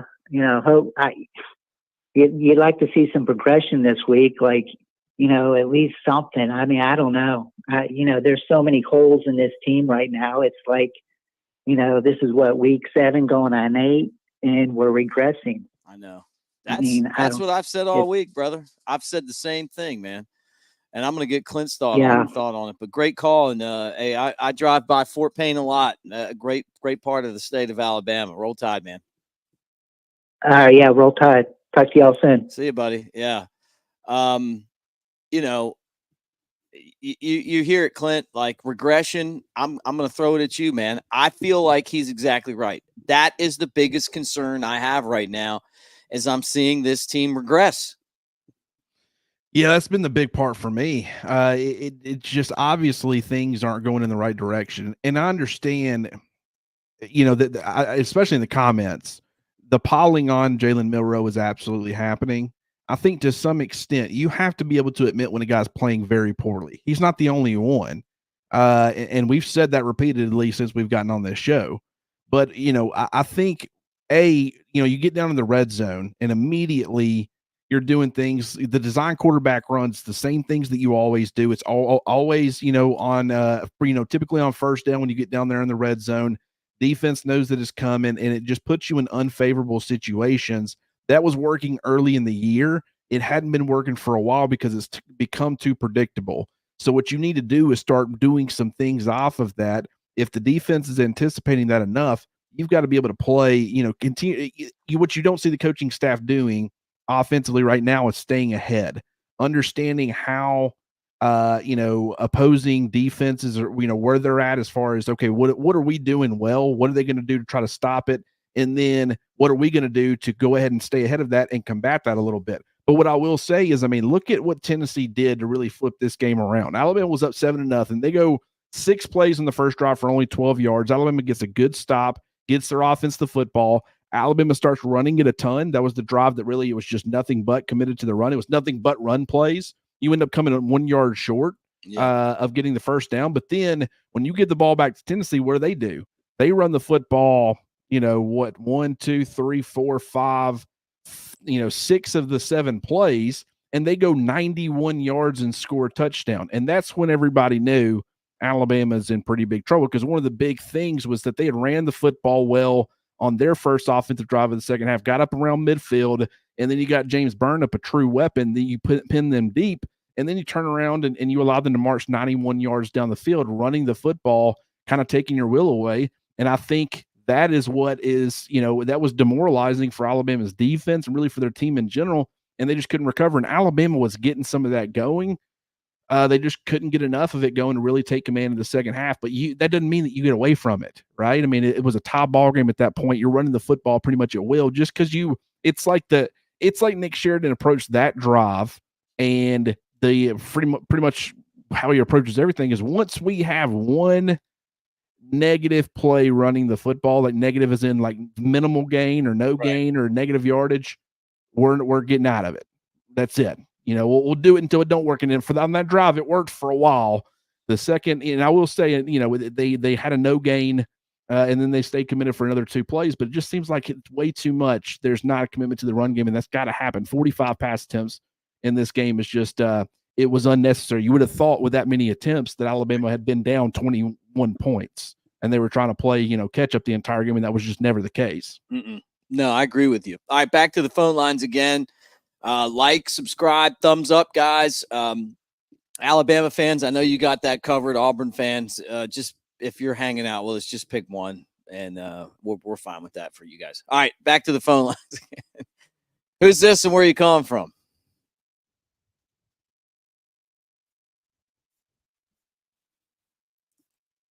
Caller, you there? Hey, hello. This is Michael Lionheart. I'm calling from Texas. What's up, man? All good, man. How about yourselves? Hanging in there. Been better. Not the outcome that we wanted, but you know what? The sky's not falling. I mean, it's the nature of the beast, man. That's all. That's what it's all about. You win some, you lose some, but you know what? The wheel in the sky keeps on turning. It does. And there's always tomorrow. There's always tomorrow. You know what, guys? Listen. Do you guys know Carolina Jackpot? No. I don't know if you guys know Carolina Jackpot. I'm actually a fan of Carolina Jackpot. I like you guys too. Don't worry. Is that a show? Is that another show?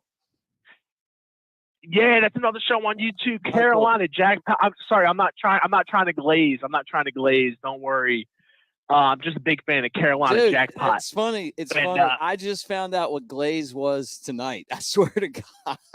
It's so really. The coincidence that you would throw that at me when I just literally got educated. Do you know what glaze? You know what glaze means, Clint? It's when you overhype somebody. When you blow somebody up, yeah. Hype them up. Yeah. All right. Anyway, yeah. So keep going, Michael. What you got, man? Sorry about that. I'm actually a big. I know you guys are all about Alabama. I knew you were coming with us from I'm a something Notre else. Dame. Notre Dame. You guys won. No. Yeah, we won, but you know what? This is just not. It's not the same team. It's just I don't like how they're. I mean, they barely won tonight. It's just not the same team. This coach, Morgan Freeman. I mean, what's this guy? I don't think he's running. I don't think he knows what he's doing.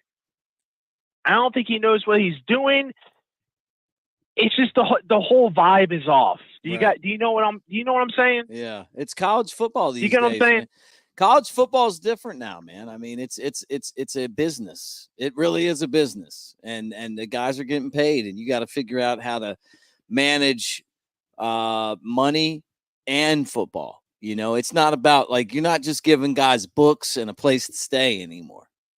And that goes for Notre Dame, Alabama, Texas, all these schools, man. I mean, and I don't know that DeBoer's done a great job of that. And I think it's tough. I mean, look, if you would have given me, a bunch of money when I was in school, instead of me eating ramen noodles and buying used tires when my tires went bad on my car, and I mean, it might have been a different cat, So, I mean, it's just kind of the way that it is. Yeah.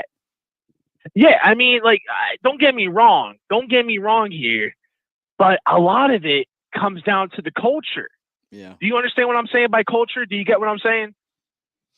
Well, yeah. I mean, I do. I mean, when Saban was coach, he kind of ran a really tight ship, and it started to kind of change a lot. As I watch him on every single commercial that's on football now. I mean, he's on every commercial, but when he was a football coach, he was a pretty tough guy. I think he was a fair guy, but he was tough. And then I don't know that works anymore, man. I think I don't know what does, but what DeBoer's doing at Alabama, and I don't know about Freeman at Notre Dame. I like Alabama. Yeah. I like Alabama. I like the Alabama Beavers. I enjoyed the Alabama Beavers. I didn't like Carolina Jackpot's take on it. He was talking about he said there's a bunch of niggers on that team. All right, look, man. I got to cut you right there, man. That probably should have been cut way sooner. That was he was not making any sense. But the racist stuff's got to go, man. Well, I mean, I just I knew he was about to say something inappropriate. I didn't know he was going to take it that far, but embarrassing. Yeah. All right, let's see if somebody can clean this up, man. And I apologize for any of you that had to listen to that for a host of reasons. Who's this and where you calling from? This is Alex from Montgomery. Alex, pick us up, man. I'm a Beaver talk. I'm not going to talk about them. I promise. All right.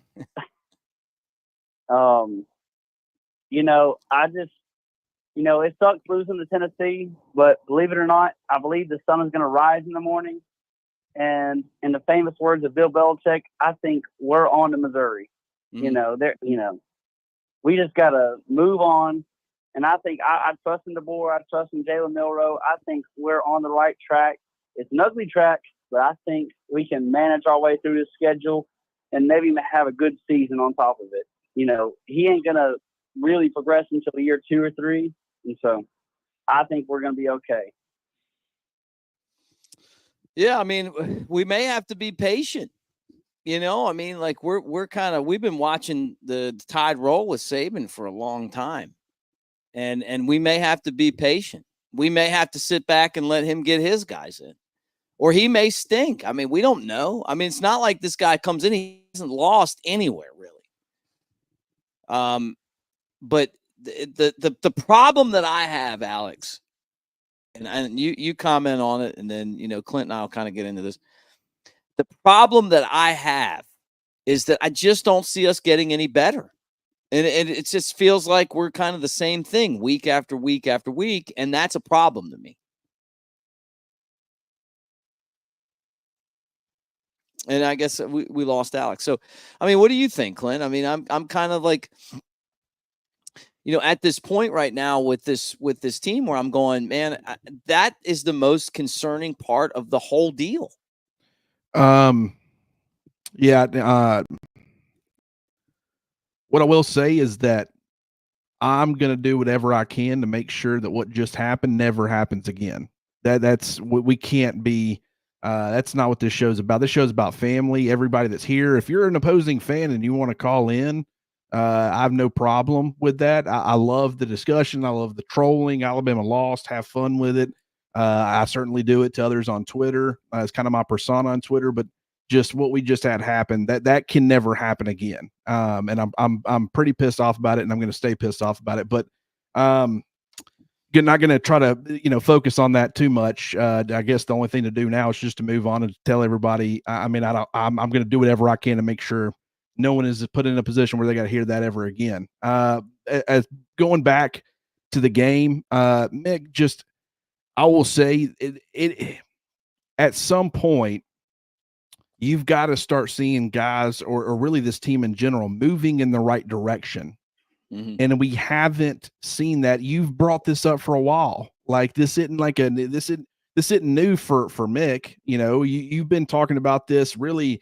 I kept thinking, okay, let me see the first big game since Georgia, right? Let me see what happens when they've got some time to game plan. And I will say, I do feel like the early penalties and putting yourself behind the sticks and doing all that, it really throws off everything you're trying to do. Right. And so I think it's in some ways unfair. But what I will say is I thought the first half against Georgia, both sides of the football, coaches had those guys ready to play. Mm-hmm. And in this game, guys weren't ready to go out there and play and execute. And that falls on the coaching staff. That's, I've been basing everything that I believe about this team around this fact that if they'll play down to competition, that's something that you're going to have to worry about. But when it gets in these big games, they handle their business. They come in focused. Doesn't mean they're going to win every one of them, but you can feel confident in their performance. And just, that's kind of, it is just one game. It's a bad game, but I think this combined with some of the other signs that we've been seeing, it's a major concern. All right, some super chats pop them up here. Thundar, man, we love you guys every week hanging out with us. Roll Tide Gents, if you're a 5-star back watching this offense, aside from the money, why would you come to Alabama? Clint, who is the decision maker in the RPO? Why are we empty backfield 40% of the time? You hit it.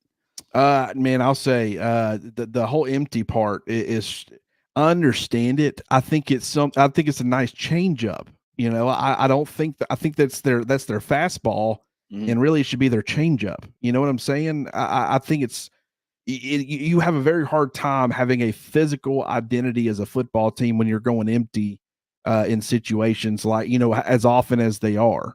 And I think they're too predictable when they go empty. You're not seeing enough variance off of it. You're not making, and here's the thing, once again, It's saying, okay, we've been setting it up one way. It looks like we're going to do, and against Georgia, you saw that. They were going empty and they were attacking the short to intermediate parts of the field when they had been QB run, shot play when they would go empty before. I thought that was a great wrinkle that they threw in that really threw Georgia off in that first half. Right. You need to have more of that. Yeah, and right. instead it's just kind of become, okay, that, you are what you are. You're Yeah. not.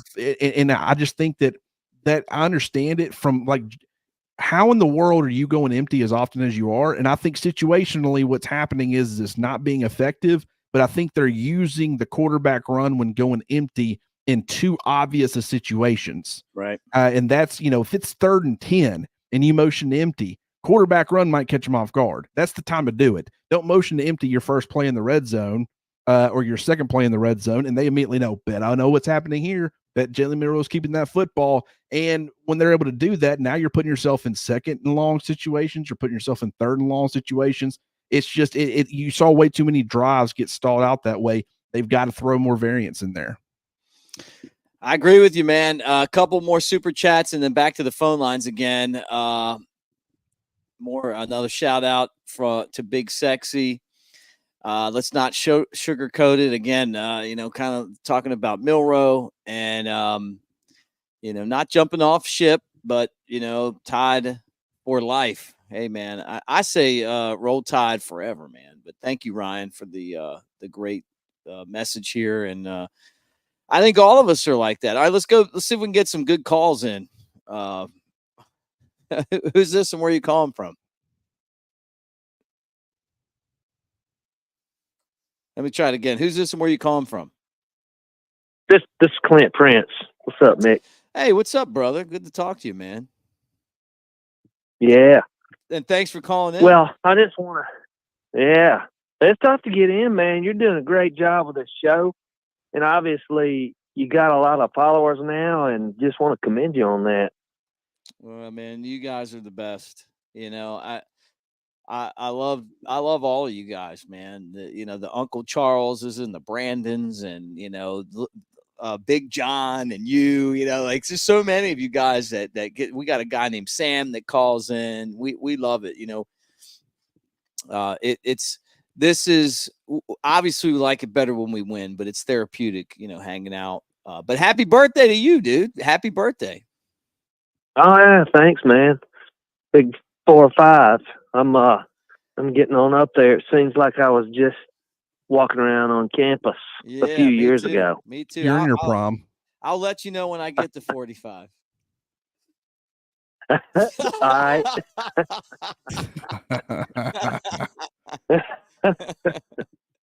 Well, look, man, I think Saban was getting as much out of the team as he could. I really do. I think you said something earlier about the standard wasn't the standard anymore. And I just feel like the air, like we're a balloon about to bust, and it busted. Yeah. Yep. And we got all this great talent. They're not putting the effort into every single play. And I'm watching Georgia and Texas. Right. And Georgia's just stomping a mud hole in Texas. And I knew it. That was us. Yeah, I felt it too. Like Georgia, the second half of the Alabama game, Georgia turned it on. Georgia, that's the blueprint. That's where Alabama was. Right. Well, that's who we were. I just feel like Alabama, that air, the like the breath in the locker, the team, the whole thing is just like now let's breathe a little bit. And so with that being said, I don't know any coach could come in and just do what Saban did. Well, nobody. I mean, he was the best ever. You know what I mean? Just keep it going. Yeah, I mean, unless So- you hired Kirby, and I said that last year, if you want to go pay $20 million and buy him out of his alma mater, do it. I would have done it. But and honestly, with Terry called in and he said Dabo, that would have been my second call. But I like Kalen DeBoer. I'm not trying to run him out of town or anything. I just think that he's in a learning curve right now. You know, I mean, I do too. he's getting his ass It's kicked. different. And this isn't an easy conference. But I think he'll figure it out. It's just we're not used to losing. You know? Yeah. Yeah, it stings. And it stings because we're not used to, you said we're not used to losing. It hurts because we would have won that game. Saban would have won that one. We would have won that game. Yeah. That game is, and what is wrong with, there's something wrong with Milroe. I don't know if he's hurt. Yeah. I heard you say that earlier. Something's not right. I don't know man. if he's hurt. Those short I don't throws know, because were he terrible. was missing throws by 10 yards, Yeah. not by inches. Well, Clint, this is what made me think that is, you know, I do the show with Coker on here, Elephant in the Room. It's on this. We do it twice a week, and you guys know you watch. Yeah, I heard. How many yeah. times has he talked about when he got hurt and played like 3 weeks where he couldn't throw the football? I mean, he's talked about that. You know, he's like, I think it was Mississippi State. He said he went into the game and he couldn't feel his arm. You know, but they just play him, and he won anyway. But he also had Derrick Henry. You know, so I mean, you don't know what's going on when it comes to that. But I think that part of it is if Milroe can't throw, then he needs to, you know, we need to play somebody else, because what we saw today wasn't good enough. You know, and it looked like he was hurt. Yeah, what we saw today. I love him, but I just don't think it was. I don't think he looked healthy. But how do you go from seriously, Mick? How do you go from that first half in Georgia to what we saw today? Dude, how did we go from the first half against Georgia into 3 straight games where we look like dog crap? We lost to Vandy. We barely beat South Carolina, and then we just lost to Tennessee. Think about that. Yeah. Mm-hmm. I mean, and that's our last 3 games. And we got Missouri coming in, and they're a pretty good football team. You know, they're going to be ranked, I don't know how high, but probably it'll probably be it'll be like 14 against 15 or something. You know, I mean, like, you know what I mean? Like, bottom line is this, and then we get to go to LSU. You know, I mean, this is a tough schedule, man. Mm-hmm. Yeah, it doesn't look good. But that's such a pessimist. I'm trying to be positive, right. That's why I said what I said about the air, the bubble, the balloon, the air just let out of the balloon. Right. That's what it seems like. It might just be that, and DeBoer's gotta find a way to get his stamp on this program. Yeah, right. Yep. And that may be what he's trying to do, and it hadn't got there yet. Yeah. But the last thing we need to do is run him out of town. Yeah. We're 7 games into this. He can't be Saban. Yeah, he's not Saban. Yeah, I'm with you, man. Great to hear it, Clint. Any final thoughts? That's it, buddy. Well, it's great hearing from you. Looking forward man. To the rest of the season. We'll see what happens, man. We just gotta hang in there. It's tied for life, like you said to the last caller. It's tied for life. Let's not jump off ship. Yeah, I'm with you, brother. Well, great to hear your voice, man. Thanks for hanging. And let's get a beer soon. All right, man. All right. Roll Tide. We'll do it. Take it easy. One of my buddies right there, Clint from Birmingham. I'm with him, man. I mean, look, it's you can't just go and like we start chasing coaches. We're going to end up like Alabama when I was in school, Clint. And I'm going to tell you right now, we sucked. Yep. You know, we sucked. Like I know there's a deterioration going on right now. But DeBoer is a good coach. He'll figure it out. We got to be patient. This isn't going to be our year. I'm sorry. It just isn't. We're not beating. We could win some games if we got in the college football playoff, but this team isn't getting better. He's got to figure out all the things he's got to figure out, and he's got to get his own guys in there. And he may have some coaches on this staff that he thought were going to come in and do well, and they're not. I think the biggest issue, one of the biggest issues, is how things transpired in the second half against Georgia. And then to follow that up with Vanderbilt and how bad that looked. Yeah. The colossal disappointment of that game, the way that one of your team leaders lost his cool to a point where he threw a tantrum. Dude, I'm with you. And you didn't do anything about it. And so what happened is you see like poor second half against Georgia and then the Vanderbilt following. I think that and I think the criticism that followed that played a part. Should it have? I mean, you would hope guys would be more mentally strong than that, but I think just in today's era, people are on social media and just the fans went nuts. They weren't happy with the second half against Georgia. Then they really weren't happy with what happened against Vanderbilt. You know, you get guys attacking the coaching staff, you get people attacking the players, and just it has seemed like from that point forward, and that is on the coaching staff because I don't think they took Vanderbilt seriously enough. So I think they took, to an extent, they took their foot off the gas against Georgia, and then they didn't have their guys prepared against Vanderbilt, and that has just shattered any and all confidence for a lot of guys. And that has been a major, major problem. And I don't know how you get that corrected. Because once you got guys who are playing not confident, that's what you're seeing. Especially Milroe, like he's kind of the epitome of that right now. The guy who played in the first half against Georgia is still in there.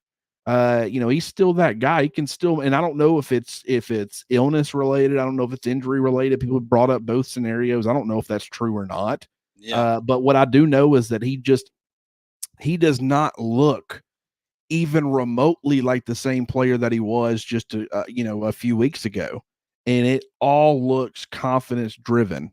And I think it's not just Milroe. I'm just using him as the example because I think he's the best representation of it, just because they're showing him a lot on the sidelines and body language and all those things. I think that's everybody, and I don't know.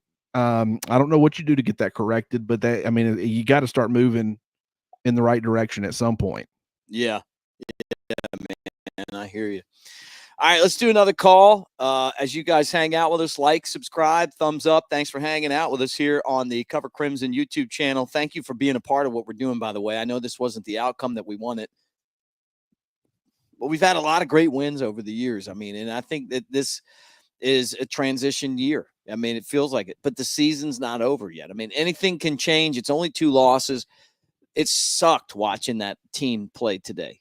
Not good enough. They've got to get it figured out. And I hope they do, because you got Missouri, you got LSU, you got to go to Oklahoma, you got Auburn. These are, and he loses, they lose to Auburn. Oh man, there might be a brick coming through his window. So it's happened before. So I hope he gets it figured out, because he is a guy I like a lot. All right, back to the phone lines again. Who's this and where you calling from? Hey, man, this is Heath from Huntsville. What's up, Heath? How you doing, man? Pretty good, man. Hey, enjoy your show. Listen to it all the time. I won't take much of your time at all. I just got a couple of comments and then one question. The thing that reminds me of some of your shows, I think it was Shank that said that, when he played at Bama, they wouldn't help the other team up off the field. Yeah, Shank said I think that. Alabama's defense. Yeah, and I think so. Like you watched tonight, Alabama's helping Tennessee up off the field. I think the defense has just lost that killer instinct. Yeah. Like, what are we doing? Help them up off the field. Walk them to the sideline if you want to. The defense is soft. Hey, Heath, how about when we faked the injury? Can you believe that? Oh, yeah, we're that the was team and we absolutely effed it up. Like, not only did we fake the injury, we faked it so bad that we still got the penalty, and we look like a group of clowns doing it, which it reminded me of last week's onside kick. You know, like what are we doing, man? What are we doing? I was looking over there for a little bitty car for clowns to be getting out of. You know, like 18 guys coming out of a two-door car. Like I saw that and I was like, man, this is not Saban's Alabama no more. It's not. And that leads me to my other thing is like, you know, I understand, hey, I sneezed 6 times the other day and I still went to work. Yeah, that's right. So Milrose sneezed on the side. I don't worry about that. I think the problem, and this is a question for you and Clint, I think where we kind of screwed up was, and maybe I could be totally wrong, we put the captain logo, the C, on the uniforms. And there's been some bad things that's happened, and they will not pull any of those captains out of the game. I mean, I'm watching the Georgia and Texas game, and they've already played both their quarterbacks on the Texas side because Ewers wasn't doing the job. I'm not saying Milroe can't do the job, but if we're planning for the future, I've heard a lot about Ty Simpson. Why didn't he come in at least, get some exposure, do a few plays, whatever, get his feet wet? Yeah. You know, kind of mix it up just a little bit. Something to see kind what of, he's got. you See know, what he's got. Yeah, just see what he's got. I mean, Manning threw an interception, I think his first possession in the game in the first half against Georgia. Mm-hmm. You know, they kept with him.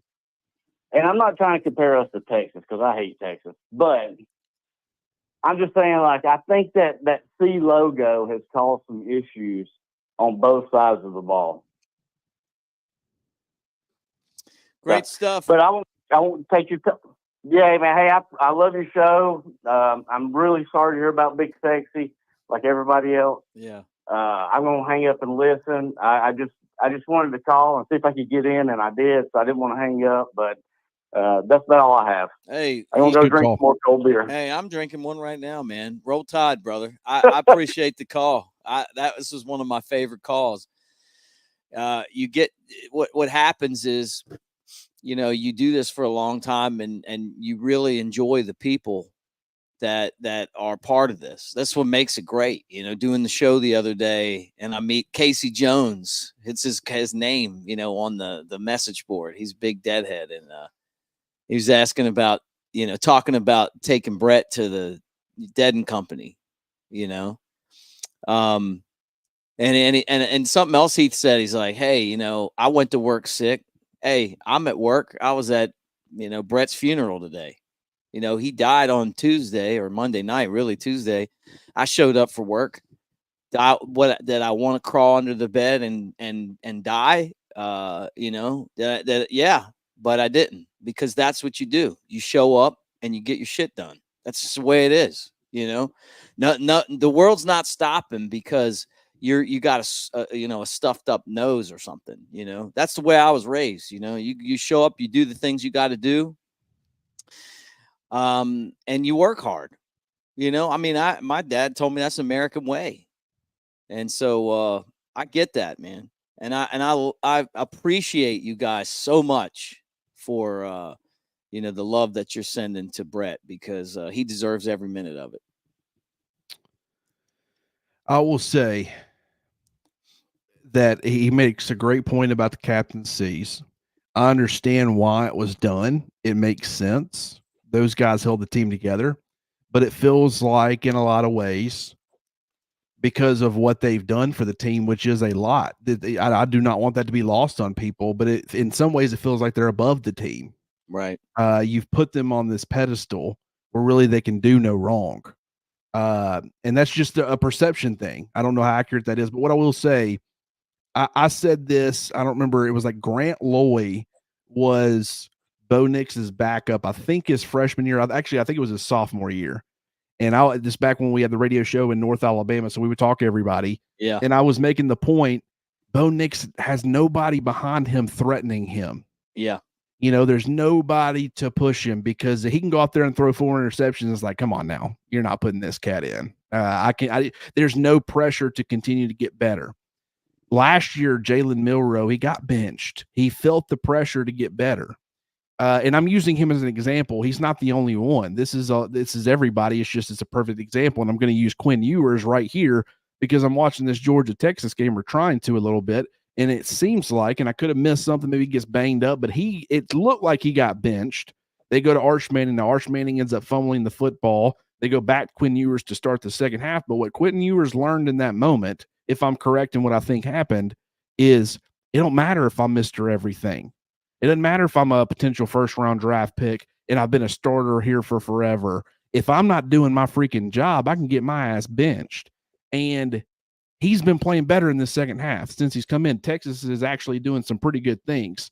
And we'll have to see how it ends up playing out. But my point is that when guys don't feel threatened to get better, they have a hard time. Competition breeds excellence. And I'm not saying that Ty Simpson's not quality competition. I just think that, Jalen Milroe is probably in a situation where it's like, Ty Simpson's not comfortable. He doesn't want to be in that role, but he's fine being in that role. And I don't think anything I do is going to get me benched. So, and I'm not saying it. My point with it is that you've got to have this fire. He didn't have that fire that he had last year where he's trying to prove everybody wrong, because we've all been doing nothing but singing his praises. I've been one of them. I mean, I've been the one that's continuing to talk about the Heisman talk and giving you numbers and all this stuff. Yeah. I mean, that fell off a cliff. I think we didn't go to mybookie.ag and put our money on his Heisman campaign. The next week you lose to Vandy. I mean, you talk about, woo, And yeah, I mean, it just, the bottom line is I think that was always, what is your incentive to get better? There's some of that has to come from within, but I think there's just this always fear. Like if I'm getting on this show and I'm not trying to bring my A game and stuff, and I'm just very complacent, I'm worried about getting my ass replaced. Right. Yeah, that's all of us, man. Yeah, absolutely. I want to give the best product that I can. I work hard anyways.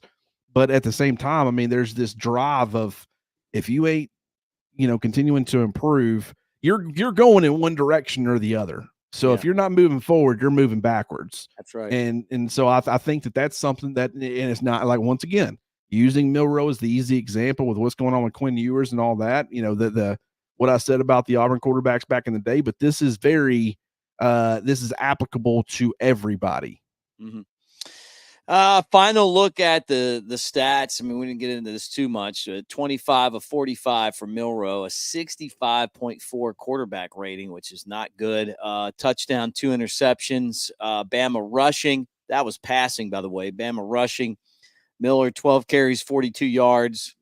Haynes, 8 carries, 22 yards, and a touchdown. Milroe, 14 carries, 11 yards. That is just not going to get it done there. Ryan Williams, another great game, man. 8 catches, 73 yards, and a touchdown. Jeremy Bernard, 5 catches, 72 yards. You had Kendrick Law back in there, 4 catches, 37 yards. Alabama really needs him to kind of, become the next, A1 option besides Ryan Williams. They really need him to do that. Justice Haynes caught some balls, 5 catches, 34 yards. Milroe fumbled the football for Alabama. And team stats, this is concerning, man. Some concerning stuff. We kind of mentioned it before, but Bama, a terrible 3 of 14 third down. Just not acceptable. They did get 23 first downs. Tennessee had 21, but Tennessee was 6 of 14 on third downs. Bama just 3 of 14. Tide was 1 of 2 on fourth. Tennessee outgained us 408 to 314. Passing yards, Bama with a slight win there, 239 to 149. But the big thing, and this is what I was afraid of coming in, this, Clint, I talked about it all week, the rushing. Tennessee ran over Alabama, 214 yards to 75 yards rushing. And Tennessee turned it over 3 times, Bama 2, but Bama did absolutely nothing with the turnovers. And then the worst part was Bama 15 penalties, 115 yards. Tennessee did have 11 for 95. This wasn't like last win that Tennessee had, where the officials just gave it to them. They got this one. We stunk. and I have to say that because for 2 years I've looked at that game from the last time, and I felt like the officials were garbage, and it felt like they gave them the game. It just felt like a fraud. This wasn't that way. This was Bama not doing the shit that they have to do to be successful, guys. And that's just the way it is, and Tennessee made less mistakes than Alabama and wanted it a little bit more, to be honest with you. That's how I felt, Clint.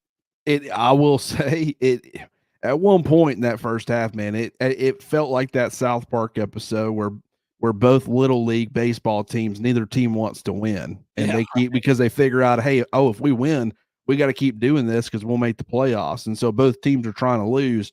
Man, it felt so much like that. They were both trying to give each other the game, and neither one of them would step up and take it. And I think for Alabama fans, that's the most frustrating part. How often do you get just gift after gift after gift, and you're like, and we don't want it either? Normally when the other teams would give Alabama gifts, we'll damn sure take it, and we'll make you pay for it. We'll win this thing 47-7. Then you could be a top 10 team. We don't care. If you're giving it, we're taking it. And and you just really didn't see that. It was a lot of, no, we don't want this either. Y'all take it back. And that's a problem. Yeah, I agree with you, man. And I've told you guys this, and I believe this. And I've been a Bama fan for a long time, unfortunately. And the only reason I say unfortunately is because it just means I'm old. But I mean, I've been around some seasons. I want to see this team get better. The results, I've got to go to 6 national championship games. I've been a fan for 7 of them. I've actually, championships. Now, forget about the championship games. I've had a lot of great seasons. We're going to have more great seasons. He's got to figure out how to get this team to be from this point to this point. They've got to get good, and they've got to improve, and they're not doing that right now. That's the biggest concern to me. I've said that on shows all week. And that's what I'm curious this week to talk about. I want to hear what Jake Coker thinks about things. I want to know what Mike Johnson thinks about things. You and I, Clint, we're going to get together tomorrow with some of the crew on the Cover Crimson, and we'll talk about it on there. I'd love to have Ryan Brown come on from the next round, our sister station, come on, or sister channel, come on and tell us. I'm trying to get him lined up. But we're going to talk about this game and talk about this season and try to figure out how they go from this to this, because that's the issue right now. I don't feel like they're improving at all. And I'm reading what you guys are saying in the comment section. When you didn't punish, and we got into this debate, when you didn't punish your captain for kicking the football and slamming the guy's head in the ground and, acting like a fool. And I like him. Look, he made some big plays in this game. He had the interception, whatever. But you have to, even if you're just saying, hey, man, you're out for a quarter, you have to make it this is not acceptable for us, because this game wasn't won or lost on a penalty, but you shot yourself in the foot at the end of the game because you got a guy out there fighting instead of getting back in the huddle. And the officials, you put it in their hands. Should both guys have gotten the penalty? Probably. But you know what? You put it in their hands. Yeah, agreed. I mean, and it was just like last week against South Carolina. Guy goes in the end zone, and it's like Malachi made actually a great play. He told Jackson, get out of here, because you put it in their hands and they're going to screw us over. That's just the way it is. Or just don't give them the opportunity to do that, So guys are frustrated. It's frustrating, man. It's frustrating for me. I don't want to see this. And I do want to bring up on Twitter, Caleb Odom, who, did play tonight, obviously didn't see any targets, but he's retweeted 2 people. The first one said, why not do the fade route with Caleb Odom? The wide receiver that's 6'5", 230 pounds. He retweeted that. And then he retweeted someone else that said Jalen Milroe chose, and this is Justin Smith, who works for Touchdown Alabama. So this is someone in the Alabama media who tweeted this, and then Caleb Odom retweeted him. But it says Jalen Milroe chose to throw the jump ball to Ryan Williams instead of Caleb Odom on that one. Thought he would have chose the taller wideout. So obviously Caleb Odom is not happy with the fact that he didn't get. And I'll say this: you got him out there. He's a mismatch problem. He's not as trusted. There is nobody you're going to trust more than Ryan Williams, as far as on the field. But situationally down there. And I will say Ron Williams, he's a ball winner. He'll go up and win some 50-50 balls. He's way better at that than you would think that he was for being 6 foot, 170 pounds. But you got a 6'5", 227-pound Caleb Odom who's getting some one-on-one opportunities. And guess what? He's not playing against the best, one of the best cover cornerbacks in the SEC. Right. And so, why not give him an opportunity to make a big play? From a confidence building standpoint, that would be huge for him. I don't think Tennessee would have necessarily expected it, even though down there near the goal line, that's what you should have expected. He's the big body guy. He's the guy that can go up and win those 50-50 balls, climb the ladder, do all those things. And he's not even getting those opportunities. And I will say, I don't like the fact that he's retweeting that stuff. That feels very Amari in the Black, a Jai Hall-esque to me. And granted, I'm not game superstar. I'm not over here trying to say, oh, he's negative. He's he's that guy. He's clearly frustrated. I get it, but I'm saying, like, when you start bringing that stuff to the public, I don't think that is, once again. And I'm not saying that Nick Saban players did that, because I just listed 2 of them who did it, but these are both post 2020. So we started seeing some of these problems post 2020. It's something a lot of people are dealing with, but clearly some frustration by Caleb Odom. Yeah, I hear you, man. I saw you said post, and I'm like, after being down at Coastal, which is the Floribama restaurant right there in Orange Beach, they hung out with Post Malone. Did they just call him Post, like for these late night parties? You were there. We were talking about it yesterday, and now you say sounds Post. like a hell of a night to me. Oh man, I'm glad I wasn't there, because I'm tired right now, man. I'm exhausted. The last thing I need is a night, closing up the Floribama with Post Malone. What do you got going on Cover Crimson, Clint? And I think we just lost Clint. This week we'll have Clint on doing all kind of stuff on Cover Crimson. He'll do the snap count. Oh, there he is. He's back. Clint, you tell him, everybody, because you disappeared there for a second. What do you got going on Cover Crimson? Man, guys, there's a lot to look at with this game.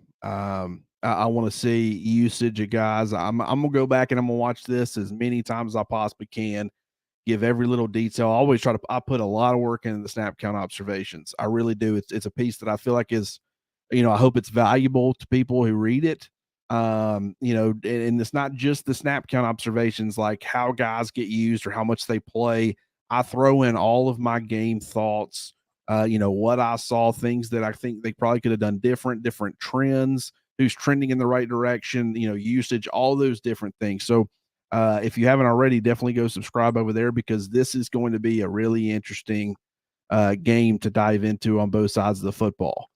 There was some good, and I'm an optimist at heart. I really am, almost to a fault sometimes. I think sometimes I go in, sunshine pumping a little bit because I'm just a bright side kind of thinker. And right. So Positive, I try to be as positive as I possibly can. So you are going to get some of that. That's just naturally how I am. But I'm also as much of a realist as I possibly can be. And there's just a lot to get real about with this game.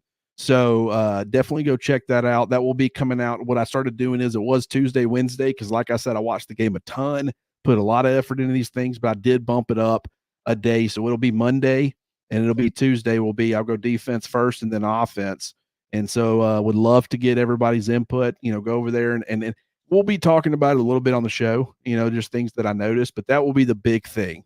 And then, at a certain point next week, it'll be time to turn the attention to Missouri, but there's just a lot to reflect on, that we need to be talking about over on the message board. So we'll certainly be doing that. All right, guys, covercrimson.com. $1 gets you in, get a month of us, or right now, you get the Cover Crimson t-shirt with the annual subscription. And we hope that you take advantage of that as well. We'll be on tomorrow with our Sunday show. We'll have a chance to kind of reflect on everything, and we want you to check that out. And then a full week of coverage here on Cover Crimson on the Cover Crimson YouTube channel.